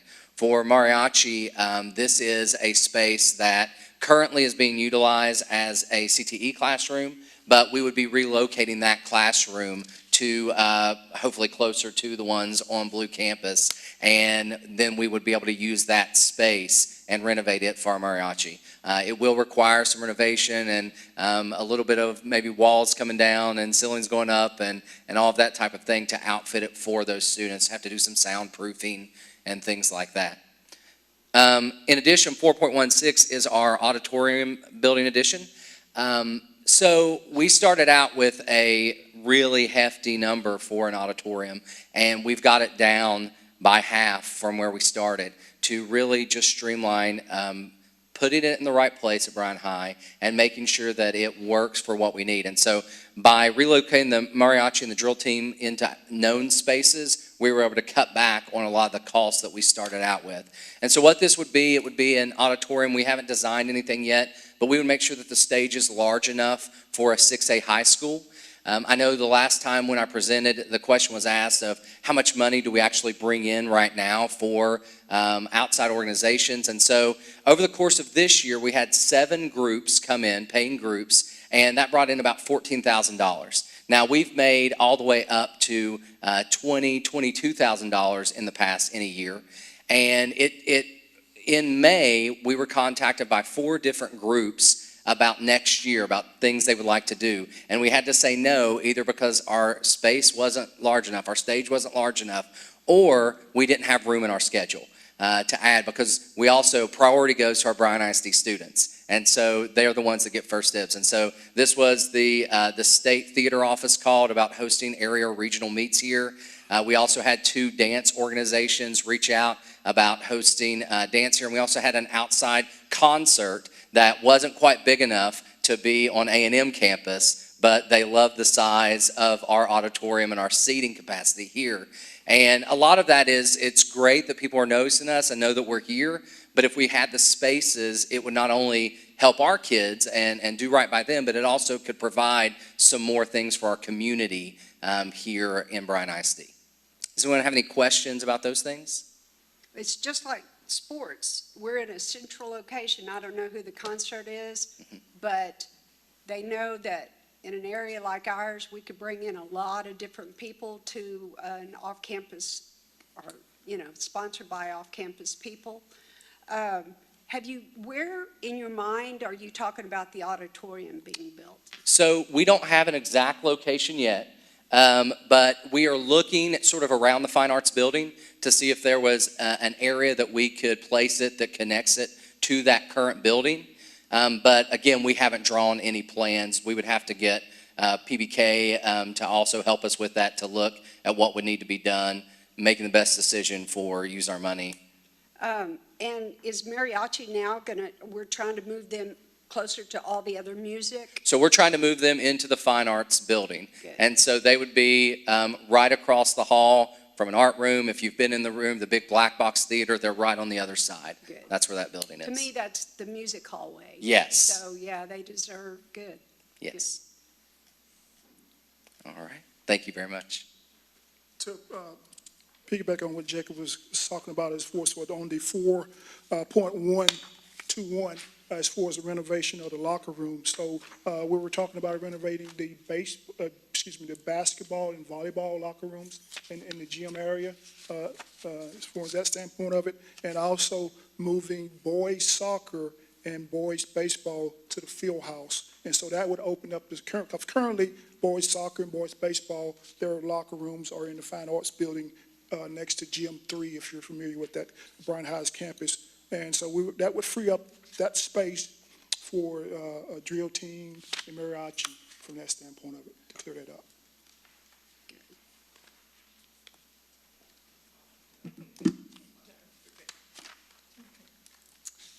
All right, the last CTE space we're looking at today is over at Rudder High School, and this is going to help remove our cosmetology and barbering programs from the portable buildings, the last remaining portable buildings that are there on that campus, and put them in their own permanent space. This will also allow us to expand that program and accommodate the students that are asking to take that course. And remember, all CTE courses receive weighted funding, which means that the more students that are allowed in the classroom, the additional funding gets to go to the entire school district. Questions? All right. Okay, next, the 5.4, which is Rudder High School new competition gym. So three things I wanted to point out on this, and then I'll let Coach Ejar come up and expound on it. Number one, as far as the new competition gym, why it's needed, as far as safety and security.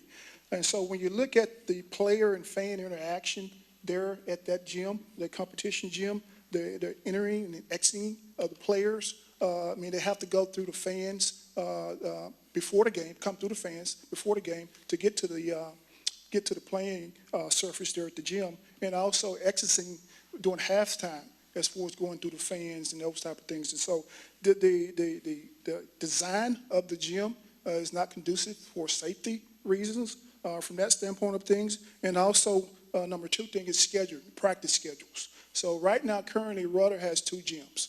And you heard us say it before, most 5A programs, they at least have 3 gyms.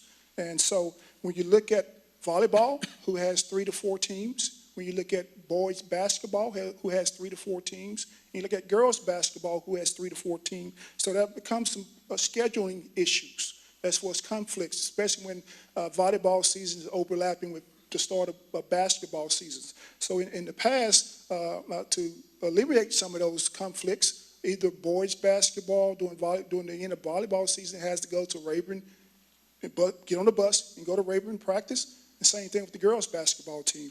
And so this will alleviate that problem as far as practice conflicts and those type of things, and also alleviate the safety and security issues from that standpoint of things. And also, it will also alleviate locker room space. Currently at Rudder Fieldhouse, okay, at Rudder Fieldhouse, one of the lockers, they house boys track, boys soccer, and boys baseball. And so by extending locker room space in the new competition gym would alleviate that situation in the Bryan High Fieldhouse. So I'm gonna let Coach Izar come up and expand a little bit more on the Fieldhouse, because he lives it on a daily basis from that standpoint of it. I just want to iterate, even though he's the head football coach, he is the campus coordinator, and he overlooks all those different sports on campus. And so he has an excellent idea as far as the day-to-day life there. Derek, before you get off that, let me ask real quickly. I'm sorry, sir. How many square feet are we looking at in the new gym, and what is our current gym at Rudder? I don't have that information at the moment, Okay. but I will. Still kind of just. Yes, I will get that information to you. Okay. And a lot of that is seating capacity, the need for more. I mean, again, and I keep saying this because I've been around forever, but it was built for a 3A back then, because Bryan High was going to be a 5A and Rudder was going to be a 3A. We didn't have 6A. And so it was built for a small school gym. And the capacity was for a small school gym. And now it's busting at the seams with big teams winning, bringing in a lot of, fans, and it's standing room only. And that's why I asked the question, Ms. Waller, because I want to make sure that we build, I know we're on a budget, but I do want to make sure that we build it adequately if we decide to go this route to be able to handle the bigger crowds, to be able to handle it. There's no sense in building one just because we don't want to spend the money and it's not usable. So, I think even if we needed to work something somewhere else, that is my question on that, is I'd like to know size-wise, and as Ms. Walter pointed out, fan capacity compared to our current, the quote, big gym, not the, what's it called, the lair? What's the other one? The Foxhole? Foxhole, thank you. My daughter practiced so many times there, I can't even remember, but yes, sir. So that's one thing I would like to keep in mind. Thank you. Well, I just want to say thank y'all for letting us speak today and have the opportunity to talk to you about the gyms. And the biggest thing, I think, so it's kind of the same thing what Ruthie was talking about too, is when we have a game, both our basketball programs have been very successful. And when we play a College Station, when we play a Consol, and there's all those people in that gym, there's a big safety issue because it's standing room only. And then, basically, being at Rudder, if you can imagine the competition gym here, the smaller gym over here, there's a hallway. And then our players have to cross that to go to the locker room. And we're just lucky that something hadn't happened yet. And so, that's the big thing. And then on the smaller gym, when we're playing our freshman A, our freshman B, there's 3 rows of stands. There's one more row than we have right here. Mm-hmm. And that's all the stands we have. So that's the really packed part where people come in the door, they stand there, and we're just lucky we haven't had an issue there. And the walls are very tight as far as the competition. You make a layup, a kid could run in the wall. So those are safety issues, I think, that really need to be taken, into account. And then also, it's not just basketball, volleyball. You also have like drill team who, that comes in and does stuff after school, cheerleaders.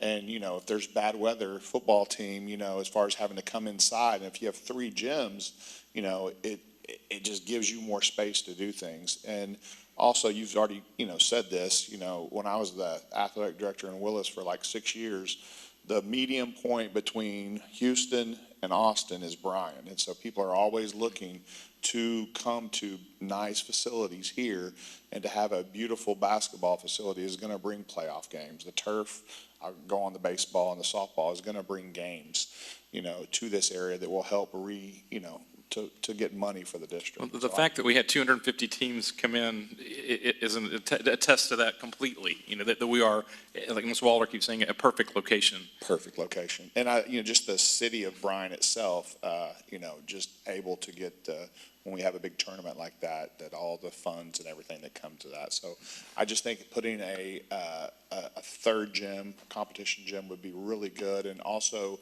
the expanded weight room, so that our girls are going to have a weight room that is the same size as the boys, and the sports that are down there as far as basketball and stuff, that they're going to have a very gym that's very similar to the gym that's in the field house. And I think as far as equity, that's going to be something that's going to be very important too. And then just having the locker room space with our track team has gone to 85 members now. And so having 85 members in a locker room along with the soccer team that's gone to 80, and then the baseball team is probably right around 30, and they're all in the same locker room. So if we were able to get track over maybe to the new space, we could just look to see with the new locker room facilities, I think it would be very much an added benefit. Thank you. Coach Izar, I remember at the beginning of the season, one of our baseball players told me that he had to store his equipment in the concession stand, and Well, then okay. it got stolen out of there. So, that's kind of another thing, is that, our field house is kind of in the middle, and I would say, it's a good maybe half a mile to the baseball. It's, a good 800 yards to the baseball facilities. And so, a lot of those kids almost kind of dress in their cars, and again, having an ability for them to have a place to dress. And, softball with this new gym, softball, you almost could put a locker room in there, because that's going to be very close to them in their field. So there's a lot of advantageous stuff. But basically, having somewhere to dress for our baseball, because our baseball program is the one that is the furthest one. It is in the pasture, as you said. And to have something where, that's why they call it a clubhouse in baseball, just to have a small room where they can have lockers, where they can dress, I think would be great. Thank you. Thank you. And I'll just echo the need for a 3rd gym. We have our color guard at Rudder High School practices in the hallway because there isn't space. And we have done a phenomenal job at Rudder at getting kids involved in programs. You have done a phenomenal job as a board to make sure that they have access to these things. And now the next step, because it's working. Like we're seeing, when I started 10 years ago, we had about 30 people in the Rudder band. And now we're 138. Like, we're seeing it, and our kids are winning awards, and I think it's a great opportunity to see how we can invest through this competition, Jim, through what I'm going to tell you about the dance hall and the new band hall. These are good problems that we have, and our kids want to be in our programs. And so we're looking at 5.6, renovating a dance hall and providing a new band hall. This is not getting rid of the current band hall. This is an addition to the band hall, so that can house more room for instruments as well as more practice areas and storage. Any questions on that? Thank you. Okay, next is the 7.2 Merrill Green new video board and sound system. Again, I spoke on this last week. It's currently with our video board. Was purchased from a company in Ohio, and whenever something goes wrong with the video board, we got to fly this gentleman down. And so, and it's also outdated from that standpoint of things, and also the sound system. And so we want to try to do our diligence as far as if we do decide to go this route, as far as to find somebody local in the Texas, local in the Texas, state of Texas, that who ensures video boards, those type of things, where we don't have to fly somebody in just to fix our video board.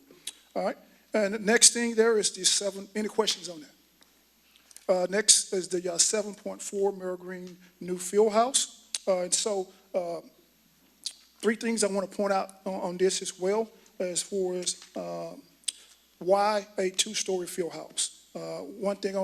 First thing I want to talk about is we're landlocked from that standpoint of things. So we can't go out, but we can go up from that standpoint of things. And also meeting the needs of our student athletes. We've kind of outgrown that field house when it comes to participation from that standpoint of it. And remind you, this is a district facility.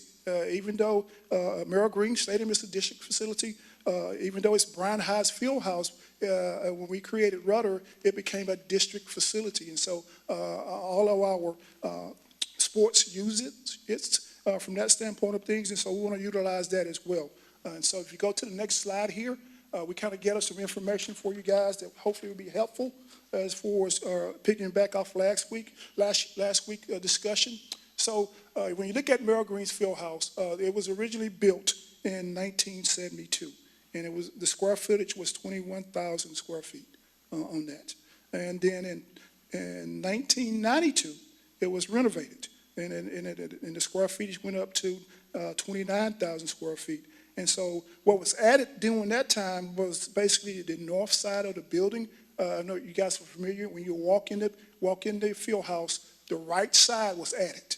As far as that consists of coaches' offices, the varsity locker room, and equipment room and laundry room. So that was added. Then in 2008, additional locker room was added for Rudder football, in which now that's currently the square footage there now, as far as the 32,000 square feet there at the stadium, at the field house there now. And so Rudder has outgrown that current locker room. That locker room now is currently girls cross country and girls track now houses in that locker room from that standpoint of it. And now Rudder, when they come over and play on their Friday night games or Thursdays, if they happen to come over on Thursday, they dress in the Bryan High's JV locker room from that standpoint of it. So we go further as far as the sports programs currently housed in the field house. So we have Rudder and Bryan High football. Even though Rudder comes over, we house them in there doing games, Friday night games. Girls soccer, softball, girls cross country, and girls track. And also housed in there is boys track, boys cross country, JV football, and freshman football. They all share the same locker room, which is the JV locker room from that standpoint of it. And also when you look at the middle school and intermediate sports that we play over there, when we have the cross-town rivalry between SFA and Dobler, things of that nature, they come over and they use the field house as well to dress out, things of that nature. And also when we're now currently using pre-athletics in our intermediate schools to try to get our kids up to date.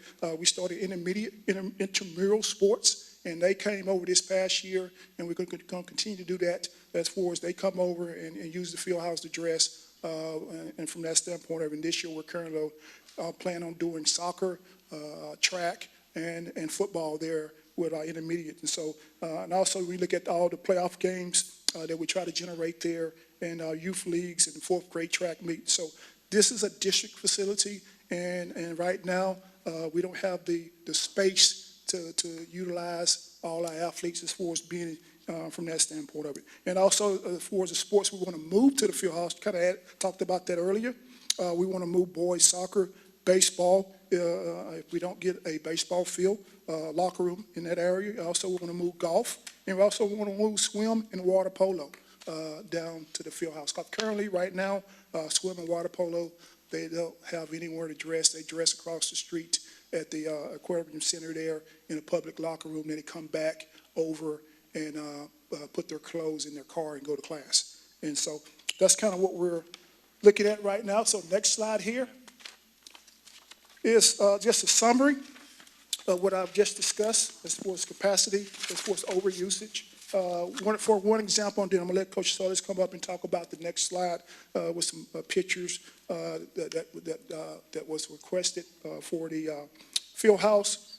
For one example, as far as wet bulb globe, that's one of the things with the UIL as far as recommended because of heat, the capacity overusage. So this past year, the year before, I have to be housed in the field house as well as far as my office. And so one day around 12 o'clock, 12:30, the wet bulb globe thing went off as far as the learning the athletes that they had to come into the field house. So we had baseball, we had freshman football, they had softball, they had soccer, and all these athletes were in the field house trying to find space to work out and those type of things. And so by creating a bigger size field house, this will provide more space for these kids to work out, doing wet bulb globe situations and things of that nature. And also, that's the age, overall age of the conditions of the field house. And also, we want to be flexible in a new field house for us, providing classroom, meeting space, study hall areas, parent and community engagement, and training space for our district staff and sports banquets. Because currently right now, with sports banquets, most teams are either using the cafeteria or they're going out and renting a restaurant area to hold their banquets. So with an all-purpose room that we could add to the field house, and that will provide us these necessary needs. So next slide here. So Coach Tully's going to come by because he basically lives in the field house, so his day-to-day life is more conducive to explain this better than I can. But again, I want to emphasize to this, our maintenance department and our grounds department and our custodians have done an outstanding job throughout the course of when this field house was built, maintaining it. So this is not a reflection on them, none whatsoever. It's just the wear and tear of our field house. So Coach Tullis is going to come by and explain. Thank you. Coach Tullis, campus coordinator, head football coach.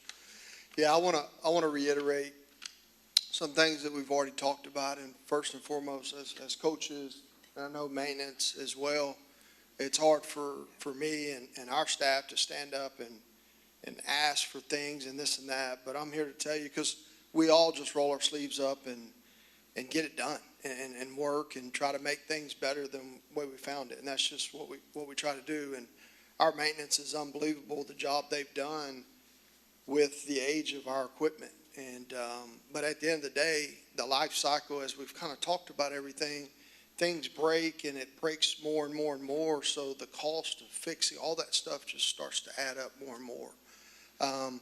Here's some pictures there on the left, just in the main hallway of that building, where there was a water fountain there that the plumbing no more allows that to go back up there.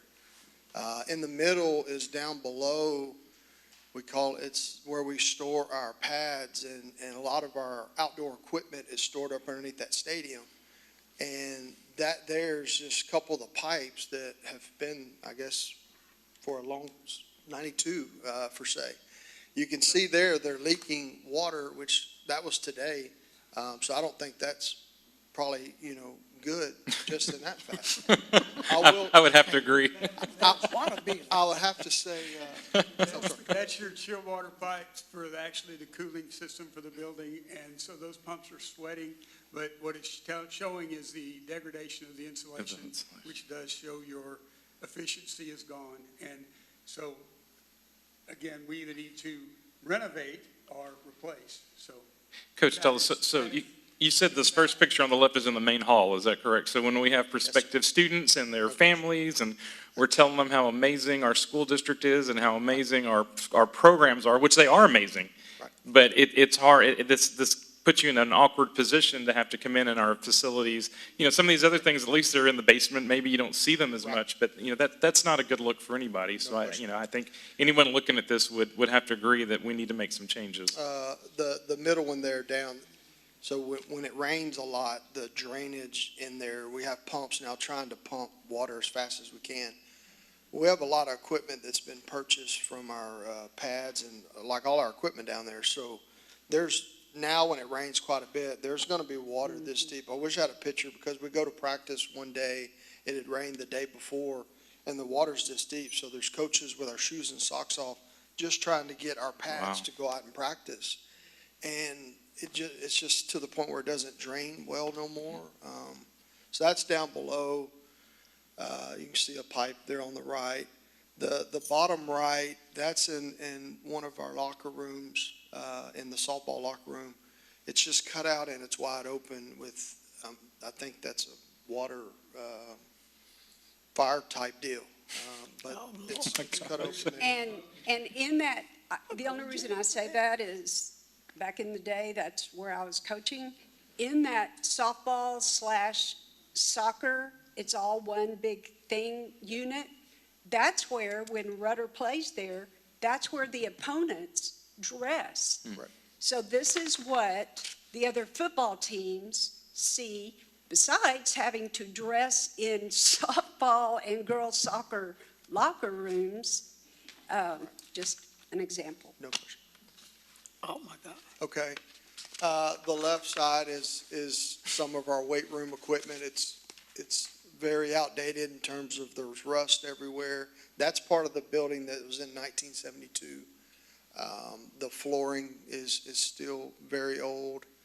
The right side picture, that is our JV locker room, freshman locker room, cross country, Rudder is where they dress. That's in the back, and there's two, again, water fountains there that are non-existent, not allowed to use. The left side is the urinals in that JV freshman locker room where visitors come dressed. So if we have a team, Port Neches Grove wants to come play and they travel 85 football players, there's 3 urinals at work. And Coach, tell us, so when you ask for repairs on these, are they not possible to be, it's so outdated that you can't get parts for it? Correct. Okay. It also could be plumbing issues behind the. Don't have any supply, any water supply to them. Okay, wow. the right side, that is the shower to the JV freshman locker room and Rudder locker room and visiting playoff team locker rooms. Up above is the nozzles that turn the water on. They are outdated and cannot be replaced anymore. So what happens, there's a lever at the top that is the emergency water. So for our kids to shower, we have to turn that on. Wow. And our coaches are monitoring the locker room, so it's important that the last kid showering, hey, reach up and turn that off, because at this time, there's so much water coming out because every nozzle is going. The water's this deep. So if a coach misses that last kid, it's take our shoes and socks off and go in and turn that lever off while water's hitting you in the chest. So it's go take a shower and change and try to get to class. That's water today that has still not drained from, I'm going to say 2 months ago when we got out of class. It's a combination of drainage issues from the actual plumbing, and then those trees are very antiquated, and getting parts for them is virtually impossible. Okay. the left is our coaches' showers, and there's a picture of that here in a minute. But the middle one is the drainage. That's where the water goes in when it floods the bottom, and it's just got to pump out fast enough. The right side, we have in that big field house of the current sports we have 3 dryers and 3 washers. That is the backside of one of the dryers. It looks like it might have been a part of the 1972, first part of the That's building a there. HIPS dryer, and it's actually a commercial dryer. And even though it looks very antique and old, it is still a widely used Still dryer. working, that's a good brand. Okay. That's down at the bottom in the storage area, it's insulation, yada, yada, all on the left side there. The top part is the same thing. That's all part of the side down below. Ms. Benford's asking why y'all are storing things down there when it's in such bad shape, but you don't have anywhere else to put them. There's nowhere else, yeah. There's so much Merrill Green storage stuff in there from Sockers and you name it. Okay, the left is our varsity locker room. That's urinals there, and then that's a water, you can't see it, but it's all rusted at the bottom. So I put my foot on the bottom, and it's one of those that sets water out that I don't, is, and the whole thing shook a little bit just from the rust. The bottom middle, that is in the back of the washers. It's very, the insulation, it looks outdated. We took pictures of that earlier. The top right is our coaches' showers. We talked about the wet bulb earlier. We have 18 football coaches, freshmen through varsity, and now all our teams practice in the morning so that we can get out and practice. We have to come in and monitor the locker rooms and shower to get to second period class. So there's adults, 3 coaches at a time, and you can imagine how 18 coaches are trying to get showered in 3 stalls with very minimal time to do that. And it's really squished together now with the wet bulb, the temperature, it kind of forces us in that small deal there. The bottom right is one of the pictures of the AC units or the vent. It's just got stuff in it, and I don't know how much more you have. I love the information, and we're all seeing stuff, a lot of us at least, that hadn't seen before. I don't think the issue right now is, do we need to do something? I think the issue is what do we do, and how big should it be, and what can we afford, and all those good things, which is definitely going to be a very important thing that we need to discuss. So I do want to try to speed up the meeting a little bit. So I don't know how much more you have. So, but again, you're very convincing that the field house is a problem. It is a major problem, and we can see that. So appreciate all the information that you've given us. yes, sir. Very quickly, Coach Ejar is going to come around and talk about his Friday night experience there at the field house. I'll be quick. When it said like Rudder had their own locker room, since I've been there, there's really, I don't know what happened to it. There's a very small space where the officials dress, and I think that was supposed to be the Rudder locker room, but there was never, Coach Rush has done a great job since he's been the athletic director to put up signs where it looks like kind of Rudder stuff. But an example, we played at New Caney this first game of the year, and their visiting locker room was huge where you could talk to your kids. And like in our home locker room, like what you're seeing, like right there, that's our locker room as far as when we're the home team. And there's, smelly, pants in there and everything as you walk in there, and it just doesn't feel like home to our kids. And so, the idea of having a locker room that would be for Rudder, that has a green color, that we are a district facility, I think would really help our kids as far as their pride in the facilities and all that. And also, again, this is the medium place for playoff games. You want to have nice locker rooms for people to come play playoff games. And, I think to be able to do that, but just to tell our kids like, hey, we play at Merrill Green, which is a great stadium, and we have our own locker room there. I think that's huge as far as, for our kids' pride. And they've done a great job of, really making Merrill Green their home, and that's where they play, but that would be a big addition to it. So thank you. So y'all have seen this slide or some semblance of it earlier on the 9th, but we've actually put some square footage to it. And these are the items that are still being discussed. As we know, this is a bond steering committee. They still have to bring you all recommendation. This is a report from them, but we still have another meeting, possibly two, where we'll be looking at, but these are 3 items that are still to be discussed. As I said earlier, the renovation part that we have is $33.6 million. Will drop us from an FCI index of 59 down to the low 30s. The other option would be to go ahead and replace that facility. Reality is to replace it with the same size, which would be about 100,000 square feet, would service 550 students.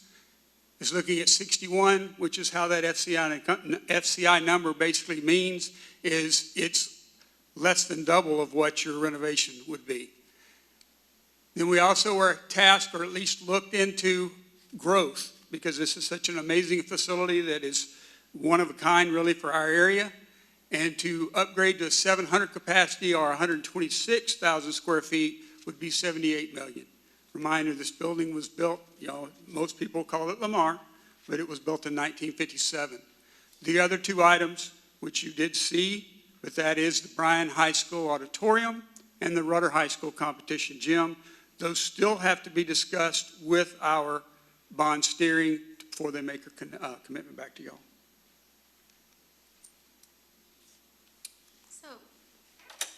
So that brings us to what the scenarios would look like. So on the propositions, they would be broken up into 3. You'd have A, which is your general. You'd have B, which is focusing on athletics. And then you'd have C, which would be focusing on technology. Now, again, I know we have those amounts up there, but we still need to get back to our steering committee and get consensus. So this is all still draft. But that would, using these numbers, it would be $397.1 million for those 3 propositions. And Julie, that the name of the propositions is dictated to what we need to call it, correct? Oh, yes, ma'am. Yes. So because it's called athletics, there may be a lot of things in there, but it has to be called athletics as per the state. Correct. There are guidelines that we do have to follow based on numbers that of seating, for example, and how many we serve, and how often are the lights on in that facility? Is it serving students all the time or just part of the time? That kind So of the thing. 3, A, B, and C, and the name of them is told to us by the state why we have to call it those names. Yes, ma'am. Because of the Based on how those funds will be used. Right. Yes, ma'am.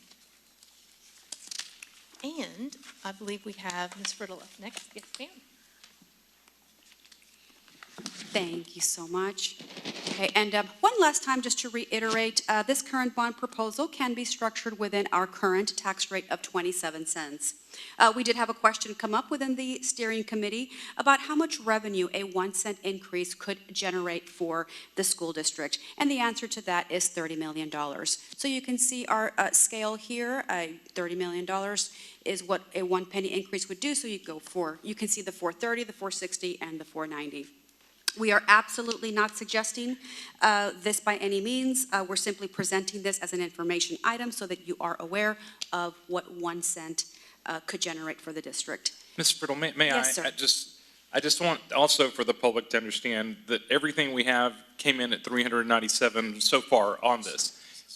But it's not like we did that and said, well, wait a minute, we can go 400 million without changing this. There's a lot more that we would have liked to have done. Is that correct? That needs to be done. Oh, of course. But we've kind of just taken the emergency items and done that. I don't want people to think that we're looking at it that we had, quote, $400 million to spend. If we could get everything that we wanted to in the district, it would have been a lot more than the 397. And again, I don't want people to think it coincidentally came up at exactly a 0 tax increase. We're working to keep it that way, but but it wasn't planned that we needed to spend everything that we had the capacity to spend, is what I'm trying to get across. It was actually very difficult to get to that number. Yes, sir. Yes, sir. You are absolutely correct. Thank you, sir. Okay. Yes, I'm going to ask. Speak to. Okay. But again, it's always one of those, well, how much can you afford? It's like going to the car dealer. What is your monthly payment? So I just want to make it crystal clear that this is a pared down number. The 397 is taking almost the emergency items that need to be repaired and addressed, not simply, what else can we put in here to get up to 400 million? Yes, sir, that is absolutely Thank you. correct. There will always be more needs than there are resources. So yes, the team has worked really hard to kind of get it under 400 million there. And lastly, we do have that famous ballot language that we're required to post. It is important for us to be proactive and educate our community about this language so that they are aware. We definitely want to build that trust and that transparency. So educating the public early and often is very important. Thank you. All right, our next steps. So we have our meeting coming up, June 23rd will be our next one. You can see the past dates are listed. So that's why it was so important that we get back here in front of y'all again, because we want to be sure we get any of your feedback or questions and that we have that for that next meeting. So if anything comes to mind between now and then, please let us know so we can bring that back to the committee. And go ahead and hit the next slide. And then key dates and deadlines. Last day to order a general election is August 18th. So we do have a little bit of time, but it is creeping up. If y'all are feeling like me, the new school year is right around the corner. So we want to get some recommendations from our steering committee and be back to see you. You can see the last day for voter registration, early voting, and so you can see how important it will be also to get the information out in a timely manner. So, any questions? Well, thank y'all so much. We took a little bit longer than we anticipated, but we appreciated the conversations. Thank you all. Yes, thank you very much. Thank you. That was a lot of information.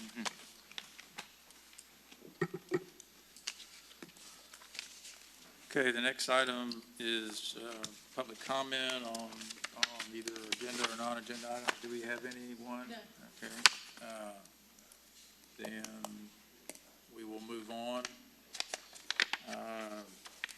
to the consent agenda.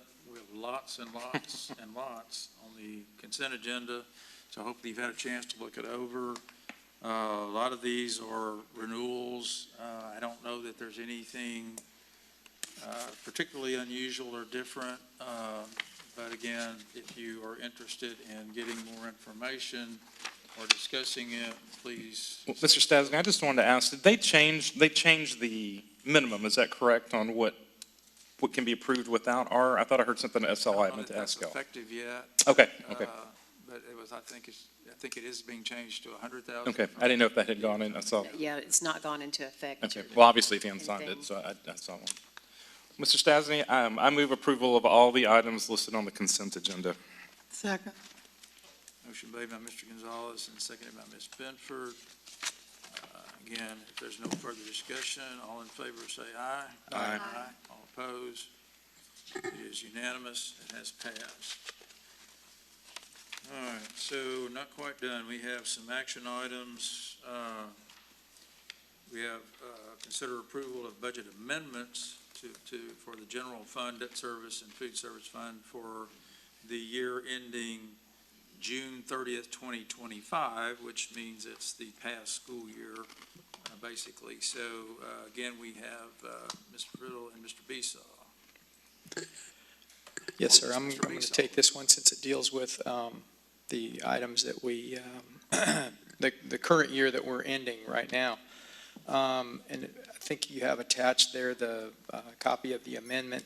So this is to take into account some of the changes or things that happened during the year, additional revenue or additional expenditures that came forward. There are some items on there. I would mention one of them is increased investment earnings. For example, the short-term interest rate has been very high and has maintained or stayed that high. And also we changed TEA changed our payment schedule. So we got quite a bit of money early on in the in the year when we normally wouldn't have. That would have been spaced out more. But that's about 1.8 million. We had $2 million when it's just basically switching between state and local. That's due to the homestead exemption increase from last year. And then, so that gets made up then on the state side. So there's the 2 million there plus another 4 million for things like ADA adjustments and increasing there. One of the big items is the TIA allotment, and that's the teacher incentive allotment. That is not known, the amount, until February. That's when that number comes out, so there's really not any way to budget for it. So that would be an amendment for sure. So and as one of the things we've talked about, that's a pass-through. So that's revenue to the district, but it's also required to be paid by the district out on the other side. So that's an increase on both sides. Other things, a little over $1 million increase in state funding due to tax roll audits for the 2020 and 2022 year. That's where we submit. We have a firm that works on this for us, but they submit our property values to the state if it's favorable to us. If it's not favorable to us, then they don't submit that, which is one of the things, if you remember discussion about the JEDI, that was an issue that the district can initiate it, and the state said they don't normally, but they could. So some of those kind of things. The other thing was there's about 2.2 million in additional expenditures. Those were things that we had talked about that we could reduce during the year. If you remember last year, everything with the change in fiscal year end was in some flux. We were moving some schedules. We were trying to increase class sizes a little bit, do some changes in positions through attrition and that. So that was estimated we were going to be between 4 and 5 million. So we were a little short on that. We need to add that back in. There's also a bigger item there, the 3.2 million. That's in the payroll side. As we've changed our fiscal year end and changed computer systems, we also began to accrue the payroll and also the benefits. So that represents the benefit increase. We had never done the benefits before. We did not really have that as an option, but with Skyward, that was an automatic option that was chosen for us. It's really correct according to the auditors, so we did that, but that we had already done the budget for the next year when that came about. And then there's just some other alignments just to make sure that we're covered when we go through the audit, and we're not short on a function in any way.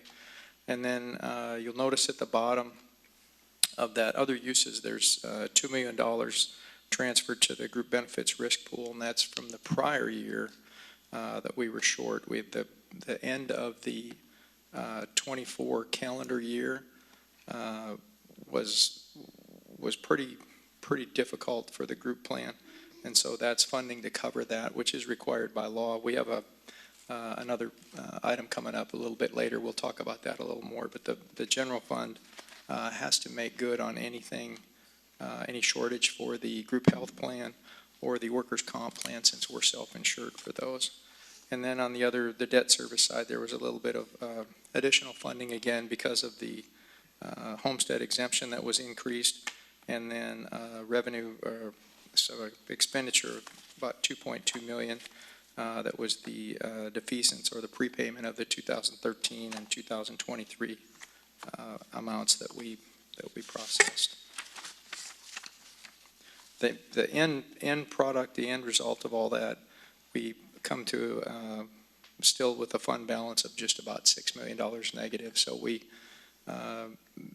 had some additional revenue, but we all had some additional expenditures. So we will come in, we're estimating somewhere close to that $6 million. Any questions? I move approval of the budget amendments for the year ending June 30th, 2025 as presented. Second. All right, motion made by Mr. Bryan and seconded by Ms. Waller. All in favor, say aye. Aye. All opposed? Sounds like it's unanimous. It passes. 10B, consider approval of resolution for the commitment of fund balance for the year ending June 30th, 2025. Right, and this is, I mentioned in the last item that this is to allocate the fund balance according to potentially what might transpire. This is board has to review this every year, every fiscal year. It's required by our auditors. But this is an opportunity where we can assign fund balance or commit it to certain items. And for example, one is technology on there. We commit $1 million to the fund balance. And if you remember, when we came into COVID, that was an option that we were able to do. And when we had to immediately rotate to doing remote learning, online learning, we had that set aside so we could utilize that to move forward immediately and do that process. Some of the other things in there are $2.2 million for high deductibles. As we've increased our deductibles on the insurance, we've set aside some funding there to be able to make sure that we could cover those deductibles. And then the group benefits risk pool, again, down there, we've added $1 million to put that at 2, just to make sure that we're covered as required by law. Any questions, comments? Mr. Stasny, I move approval of the attached resolution committing fund balance for the year ending June 30th, 2025 as presented. Second. Motion made by Mr. Gonzalez and seconded by Ms. Benford. All in favor say aye. Aye. All opposed? It's unanimous and passes. Thank you. We have adopted the resolution. 10C, consider approval of purchase over $50,000 for armed security guards. Yes, sir, and this is a renewal of our agreement with TNT Security. This is our second or third year? No, third. This will be our third year. Yeah, time flies, I guess, when we're having fun. We've got a really good relationship with them, and that's basically provides armed security for all of our elementary campuses. This was a requirement of the legislature in the session prior to this one, and we have been able to secure that. They did come to us and ask for a 5% increase on this. We pushed back and asked that they consider reducing that at least, if not eliminating, and they said, well, we could do 3. That would be just basically would be raises for our staff, and so we went with that, and so it'll be a 3% increase from the prior contract, but everything else would remain essentially the same. And that will be passed on to the employees, is that correct? I mean, is that in writing, or do we just, I know sometimes you have to take people at their word, but I would hope that any increase would go directly to the employees. And before proving, I haven't heard anything bad about all of our guards. They've been doing a really good job. Is that Yes, sir. fair to say? Yes, sir. Great. As a matter of fact, Bryan PD gave a real good recommendation to one of the guards that spotted a man that was, what school? He was driving around and he was intoxicated, and the security guard found it, and they got to deal with it real quickly. So it was exactly what is his job description, and PD, he helped PD a lot, so that was, Awesome. yes. I'm sorry, I can't remember the school, so give him a personal shout out, but will you do that for us? Yes, ma'am, that was Okay. Bonham. Bonham, good. Yeah, they've been real responsive to any concerns that we've had or anything we've brought to their attention regarding an issue or anything. But I think the best thing that we could say is we've not really heard. Exactly. Much. Yeah, I haven't. So in this case, That's probably wonderful no news. news is good news. Yes, sir. Mr. Gonzalez asked about being applied to the wages. It says what the hourly rate would be increased to, $37.60. So assuming the math is correct, well, then they are. It should be passed on. That's what I'm. Yeah, and they list their hourly rate for the which Okay. schools and all that in here, and so that was increased from the prior year. So that should, if that's all Should take there, care of them. that should be correct. I'll entertain a motion. I move approval of the contract with TNT Security Solutions in the amount of $859,607 as presented. Second. Motion made by Ms. Waller, and I think that was Mr. Bryan that seconded it. If there's not any further discussion, all in favor say aye. Aye. All opposed, unanimous, passes. All right, 10D, approval of budget for the year ending June 30th, 2026 for the general fund, debt service fund, and food service fund. And I think the understanding is that before we go into this, is that this could possibly have to be amended at some point depending on what exactly happens with the, I guess, some unfinished business with the legislature and so on, some interpretations and all that. So, but having said that, I think it's been considered as probably a good idea to go ahead and get this done. So with that said, go ahead. And I would like to know, why is that a good move to approve it without having all the details? Is it because there'd be so minuscule? Is that, Well, are there deadlines? I'm sure there are other deadlines we need to meet. we absolutely do, yes, sir. Okay. We do. In order to simply operate as a school district, we need to have formally adopt a budget, even though we will be coming to you with compensation options at the next meeting. Yes, we definitely should move forward and adopt this as a draft, and then we can make any adjustments needed in the months to come. Okay, thank you. And I do recall at SLI, some of you were in the breakout sessions, because we are a July 1st fiscal year budget. We have to adopt in Gotcha. June. And then what we were advised per TASB, TASBO, TASA, all of them, was to wait to learn more about compensation, the definitions, the clarification, all the things.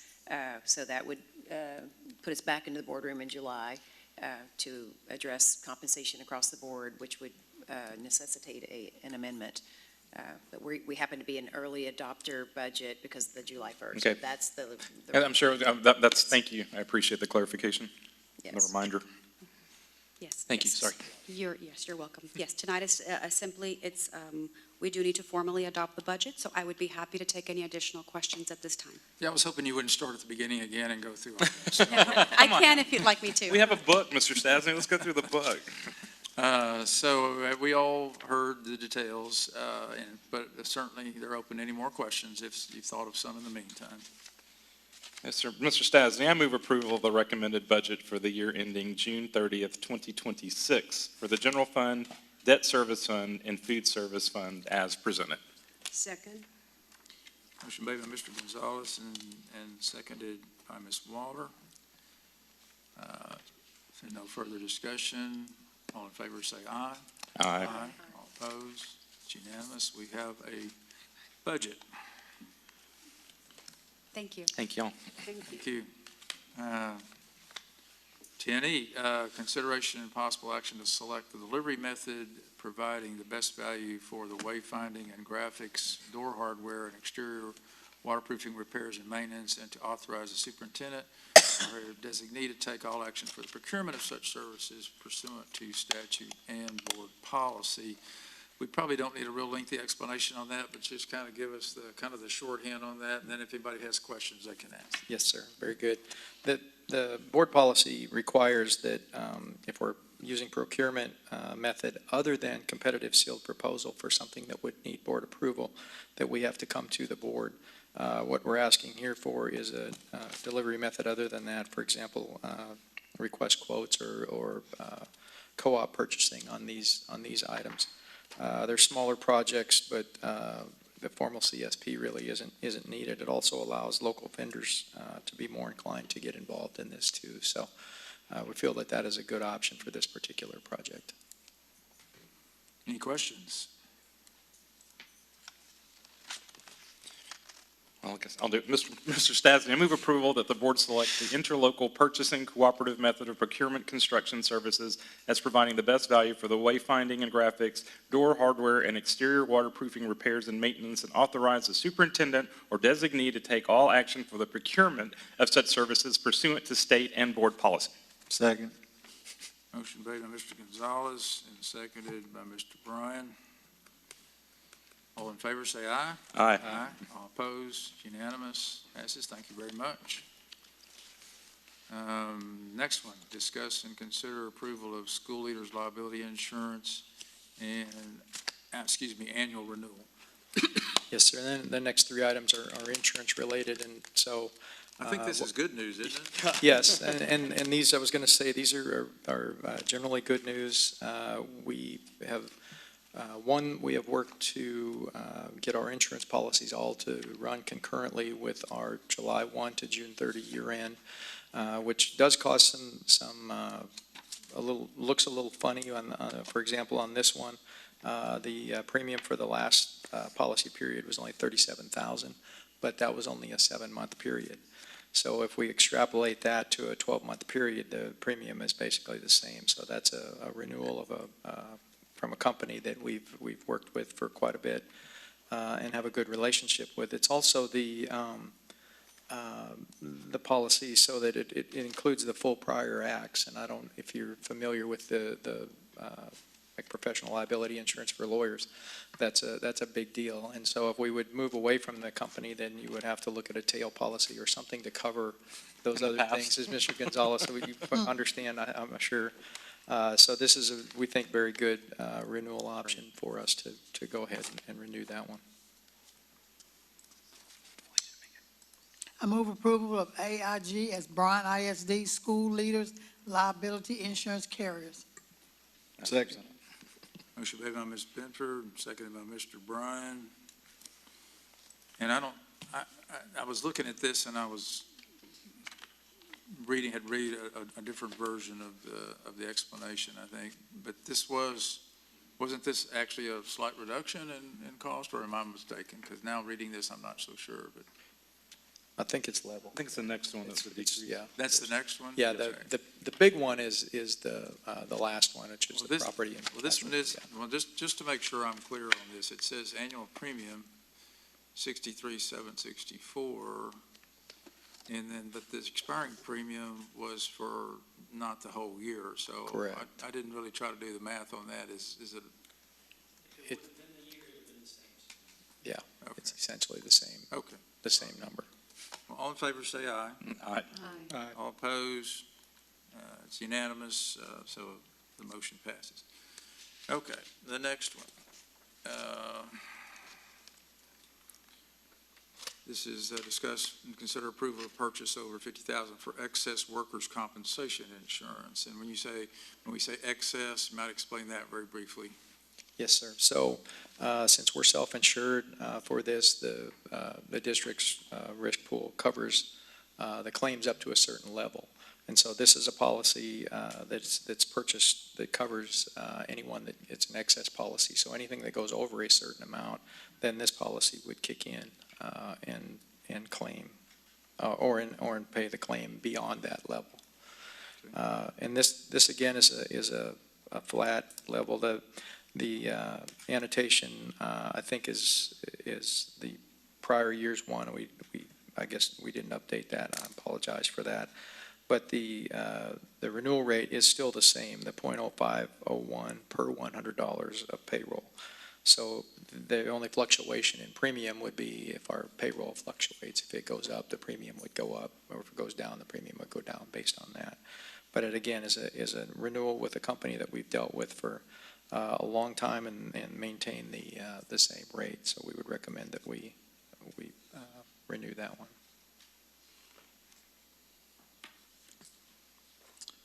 I move approval of the renewal of the excess workers' compensation insurance coverage with Midwest Employers Casualty Company as presented.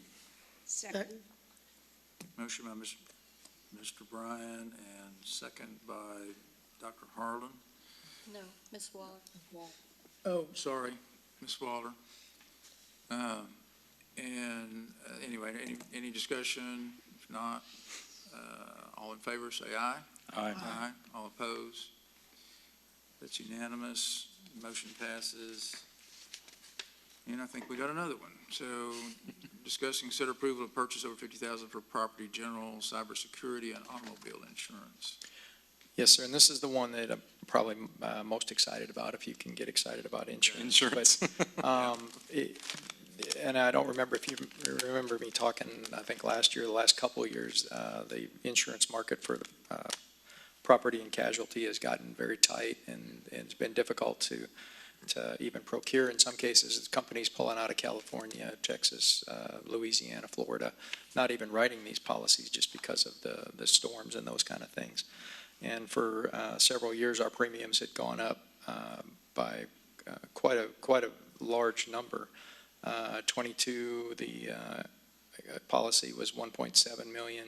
23, we were at 2.6 million. 24, we actually got it kind of stabilized, and so we were hopeful that this year, but this year we actually have a renewal rate that's a reduction from that. So, and again, the prior year was a short year, so the premium numbers look a little funny, but it's roughly, if I understand, about a 15% decrease from the prior year. Wow, so that's impressive. We're pretty happy with that. I had a pretty big number built into my budget when we were planning all that, and I was able to reduce that. So that was really good news. Did we have a lot of hail damage this time on the cars or not? It was not widespread. I mean, you know, it seemed like there was a few small areas that really got hit Yes, sir. hard, but it was not just catastrophic. District-wide or across, anything? yeah. Great. Yeah, we'll take all the good news we can get. Yes, sir, exactly. That's Sir, The bad news is it was my area that got hit real. sorry. Yeah, ours got hit pretty hard too. I move approval of the Texas Political Subdivisions, TPS, as the property, general liability, and automobile insurance carrier for the policy period July 1, 2025 through June 30th, 2026, as presented. Second. I can understand. I'm pretty sure who it was when it read the whole motion. That was pretty good. I got that one. The motion made by Ms. Waller, seconded by Mr. Gonzalez. All in favor, say aye. Aye. All opposed? Unanimous. Motion passed. And I think that Thank you. brings us to, thank you. That brings us to closed session. We have several items listed as possible discussion items, including superintendent formative evaluation. We also have some of the other items listed, although that remains to be seen whether we need to discuss those, but they're all listed on the agenda. So we will now go into closed session. Somewhere I've got something to read here. Let's see. That the discussion will be in accordance with Texas Government Code Chapter 551, 072, 074, and 08087, and 0821. No action, no voting will take place in the closed meeting. Any action the board wishes to take as a result of discussion in the closed meeting will occur after the board reconvenes in the open meeting. The time is now 8:57.